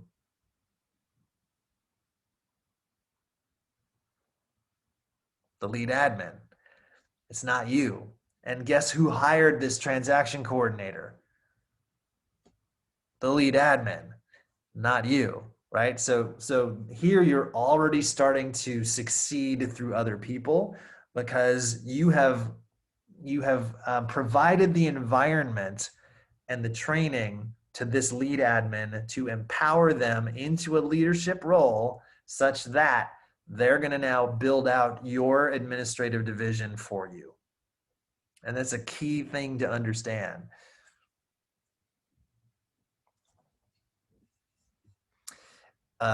What you're about to see may startle you. So just hang on, don't freak out. Okay. All right. Yeah. All right. So this is the 4th level. We've gone from solo agent to agent with an admin to agent with an admin and a transaction coordinator. Now we've got the 4th level 2-step. Okay. So the first thing that shows up in the 4th level in part 1 is that you have earned the right having gone too deep on the administrative side, you've now earned the right to bring in an agent and to begin to help you to provide leverage with clients. This person is a showing assistant. Their job is to essentially, we call it going from pen to pen, meaning that for all of the buyers, every single buyer that comes into your organization, you are still doing the needs analysis with that buyer. You are qualifying them, you're sitting down with them in the appointment, you're getting them to their signed buyer agency agreement. But the moment that that pen is off of the paper, they're going to be transitioned to the showing assistant, and that showing assistant is going to take them out into the market, going to show them houses, apartments, properties. They're going to guide them to the point where they are ready to write an offer on one of those properties. And at that moment, the showing assistant is going to bring that set of buyers back to you, and you take that buyer again and you write the offer. You take control of that offer process, the negotiation process, and everything up until you're handing them off to the contract to close, right? Pen to pen. You don't have to pay this person very much, right? It can be an hourly rate. It can be a very small percentage of the sale. You know, it's really an entry level position in your organization. That's on the right. That's in the sales side. And now for the first time, this is the moment where you kind of plant the seeds for this 3-division model where you have lead gen, operations, and sales, right? It shows up here at this moment because now you're also bringing in what's referred to as a lead manager, otherwise known as an outside sales associate or an inside sales associate. So this person is responsible for directing incoming leads to you, setting appointments for you, and allowing you then to then decide about who's going to go to the showing assistant.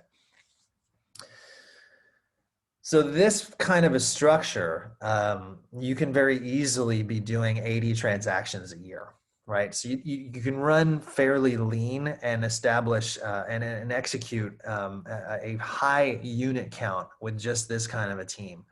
And when that showing assistant can be promoted and elevated to a buyer specialist, you get even greater leverage, right? Part 2 is where now you've hired, and again, the idea is that you've taken a stand, you have made a really principled decision on the person that you've hired as a showing assistant because you believe they have leadership potential. Like you see that this person could grow into a leadership role, and the same is true for this lead manager. Because in the very next step in this opportunity map is that somebody's being promoted to a lead buyer's agent, and now they're overseeing 2 showing assistants that they have hired, and your lead manager has hired an additional sales associate, a lead generator, right? Those people have made those hires for you. You have not had to do anything except to be a part of the process to a certain extent and have the final say as to whether or not you're going to hire that person, what they're going to be paid, you know, defining the role. But the hiring process is up to those 2 people. Okay, it's getting more complex. Any questions on this as we take you down this path?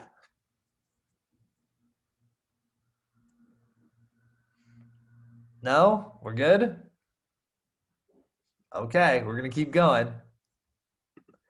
So now we're at the 5th level, right? Again, 2 parts. It's a 2-step process.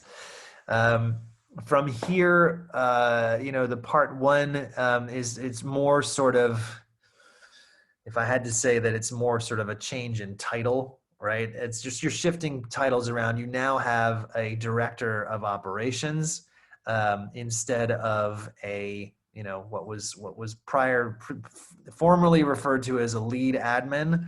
Now we're calling them a director of operations. And these two roles down here underneath have become the transaction coordinator and a listing manager, right? Because before, no, they're the same people. Sorry, these are the same two posts. The only thing is that the lead admin role gets changed to what's known as a director of operations. But then in part 2, what happens is that you, for the first time, and because remember that this is just buyer side transactions that you have leveraged, the very last thing that you give away as the lead agent are the sellers. You are continuing, and even in this role here with this organization with 1, 2, 3, 4, 5, 6, 7, 8, 9 people, the only person going on listing appointments is you. But that's your only job. At this point, your only job is leading this team and going on listing appointments. And so in part 2, what you see show up in that on the right is a listing agent, right? And this is the person who's salaried at $125,000 a year, and their job is now to go on 4 to 5 listing appointments a week, right? They go out, they go to the house, they present the listing presentation, they handle the objections, they get the contract signed, they bring it back to the team, rinse and repeat. So you have now leveraged a certain percentage of the listing appointments that you go on. You now personally have help on the list side. 6th level, parts 1 and 2. This is where the director of sales shows up. So if we go back to 5 part 2, we had a lead buyer agent overseeing the buy side, and we had a listing agent kind of hanging out over here, but that person's reporting directly to you. So what happens in the next evolution is that you promote somebody. It could be the lead buyer's agent who's been doing a good job over here, or it could be the listing agent that you just brought in, who knows?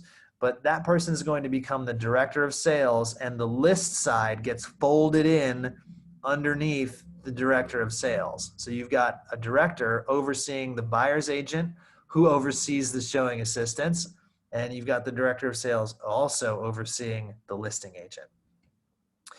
And then you can see in the top right, you're adding an expansion agent as well. That's 6 part 2. Level 6 part 3 is essentially the same, except you add yet another outbound sales associate to continue to boost the lead generation and continue to increase the number of appointments that are feeding this team. And then you bring in someone who can actually direct the multiple expansion teams that you plan to roll out. And then really this is the final stage before you hire yourself, you replace yourself, right? So from here, the only step left is level 7. And at this point, you do a talent search. You either hire a CEO from outside to run this organization, or you promote your director of ops into that role. And the idea being that, this is a company that is, netting $1 million a year. And so you can then decide how much of that $1 million you're going to pay that CEO, and you get to keep the rest every year. And you check in every month and say, hey, how are we doing? Right? That's kind of what that looks like. So, what do we think of that?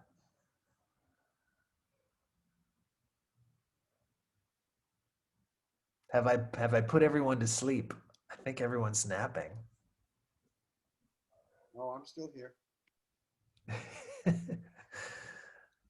Okay, so this is the 7th level. Do you guys?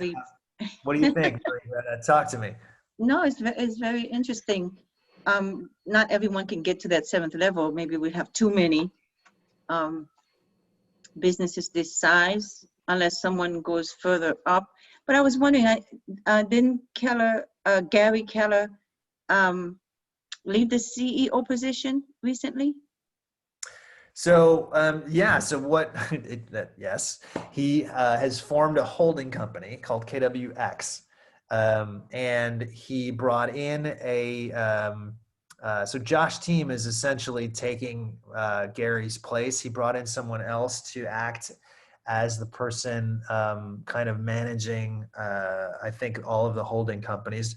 The plan from the beginning, because Gary had actually stepped out of the day-to-day operations of the company up until about 5 years ago, when he saw the evolution that was coming in terms of the technology needed and the pivot that KW needed to make in order to remain at the cutting edge of the business. And he re-engaged with the company, I don't know, it's probably 2016, something like that, with a very clear plan that he was doing so in the short term to make sure that the changes that needed to happen happened, and that he was going to then step back out and spend time with his family again, because that's what he wanted to do. So yes, he formed a holding company that contains Keller Williams Realty, Keller Mortgage, Keller Coverage, right? I think there's one more company. And so he's sort of now at the head of that holding company, and the holding company contains all of the other Keller Williams sub companies, if you wanted to call it that. So that's like almost like an 8th level. Yes, you could absolutely look at it that way. Yeah. Yeah. So in a sense, yeah, Gary replaced himself again. Yeah. Okay. Any more feedback on the organizational model before we just briefly touch a bit on the expansion model as we come into the end of our session? Yeah. How long do you think it would take to get to the 7th level if you start putting this together like this year? Sure. Years or months, or how long does it take to build something out like this? Well, again, what I have heard said, and this is coming from Gary, is that you can be anywhere in this business in 5 years. So do I think that he means this? Like, this is what you could build in 5 years? I think if you were, if you had the kind of laser focus where you were literally focused on nothing else but building this and doing everything correctly and like really nailing it, could you build this in 5 years? I suppose. I think, probably more reasonable to think that you could build something like this in 7 to 8 to 10 years. Absolutely. Absolutely. Because think about it, like you, Karen, you have already built a business that closes 60 to 70 transactions a year. You've done that, right? Yes. The answer is yes. I'll answer for Yes. you. Yes. So what's the difference between, what would it take for you to build, to multiply that by 5, right?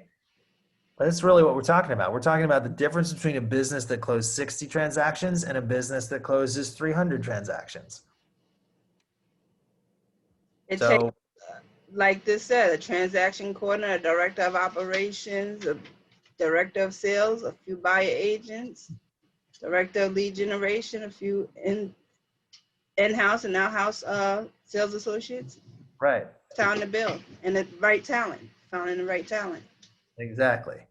So I think a reasonable time frame, like, for the your non-superhuman, right? I think is probably closer to between 7 and 10 years to build something like this.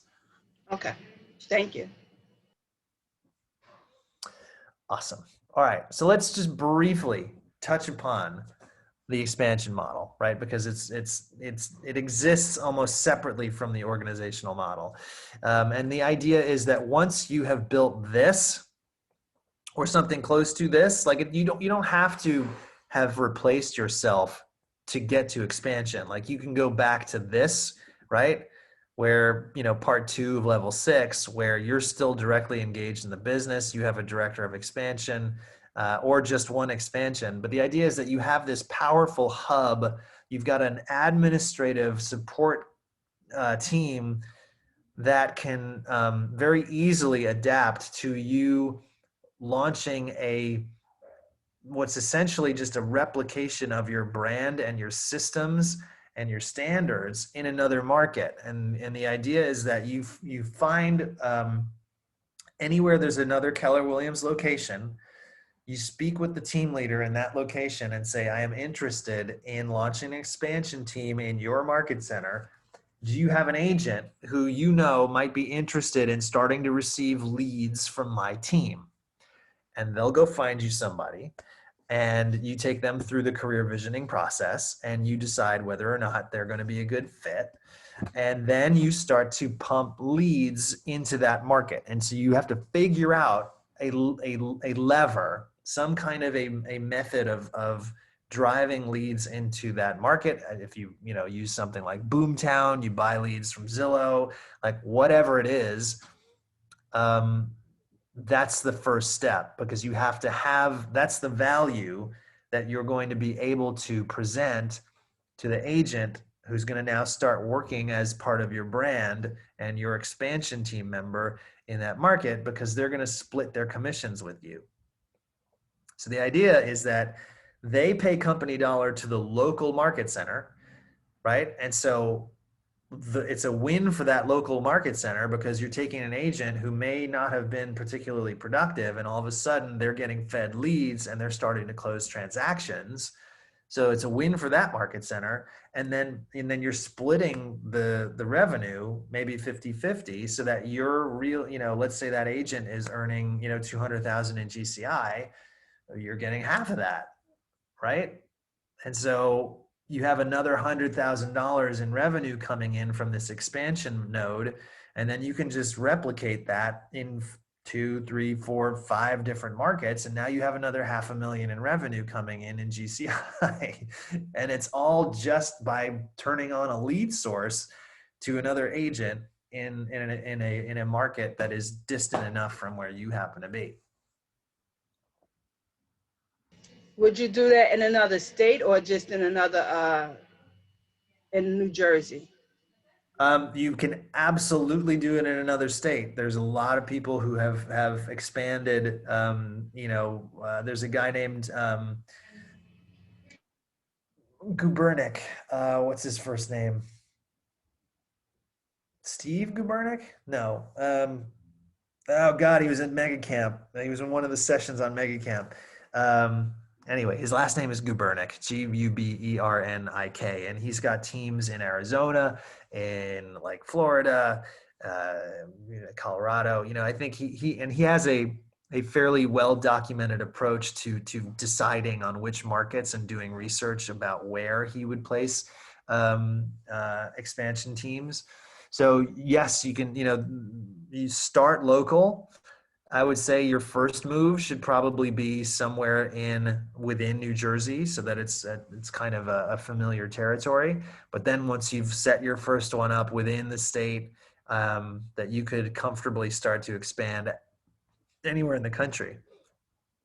I mean, and especially now that we've become much more accustomed to leadership through Zoom.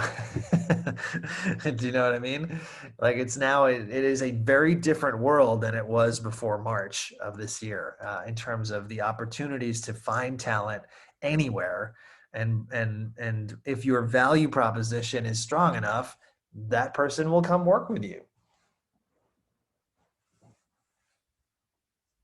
So what you see here is the kind of the hub, and this is your team. So essentially in this sort of dotted box is this, right? So that's what we're imagining. And so this is your lead gen system, and your admin team and systems are the kind of the core thing of that, what makes this possible. And then you have these, in this example, there are 3 different expansion locations. And in each of those 3, the admin team and systems and the ISAs, the OSAs, the lead gen, all that is actually driving seller leads into each of these 3 markets And then those listing leads are being handled by the expansion agent in those 3 markets. That's conceptually, that's how an expansion model is supposed to work.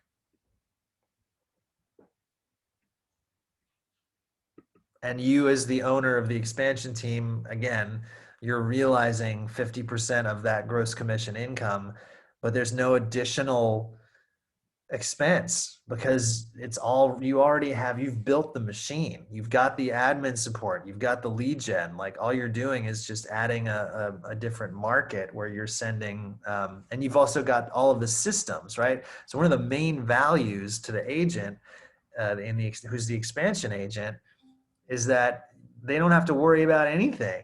They get coaching from you and the team. They get all the administrative support. They get all the, the systems to follow and the leads. And so all they have to do is just go out and work with the client, close the client, and they get paid half the commission, right?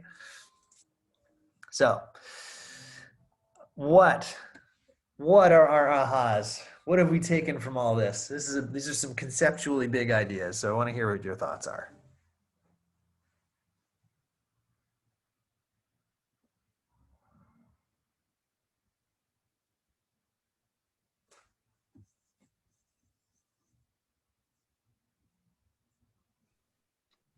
A lot of ahas, but it all, even we've gone all the way to expansion model. But you said earlier that it all winds down to the nuts and bolts of the system, which is at the bottom, which is the lead generation, the database, the touch, the contacting the clients, and the most successful agents are the ones who are doing the basic fundamental things correct. So as a person starting out, I'd have to do the basic fundamental things. I love you. That you just like nailed it. Absolutely. That is it is ultimately to get here. To get here, you have to do exactly what you just said. It's all driven by the what's the word I'm looking for? The uncompromising commitment to the first 2 models. Yeah, exactly. The economic and the lead gen model. Mm-hmm. Okay. Well, let's pull it all together. These 4 models with the additional 5, the fifth beetle is the George, what's the guy's name? I'm forgetting it anyway. So the expansion model.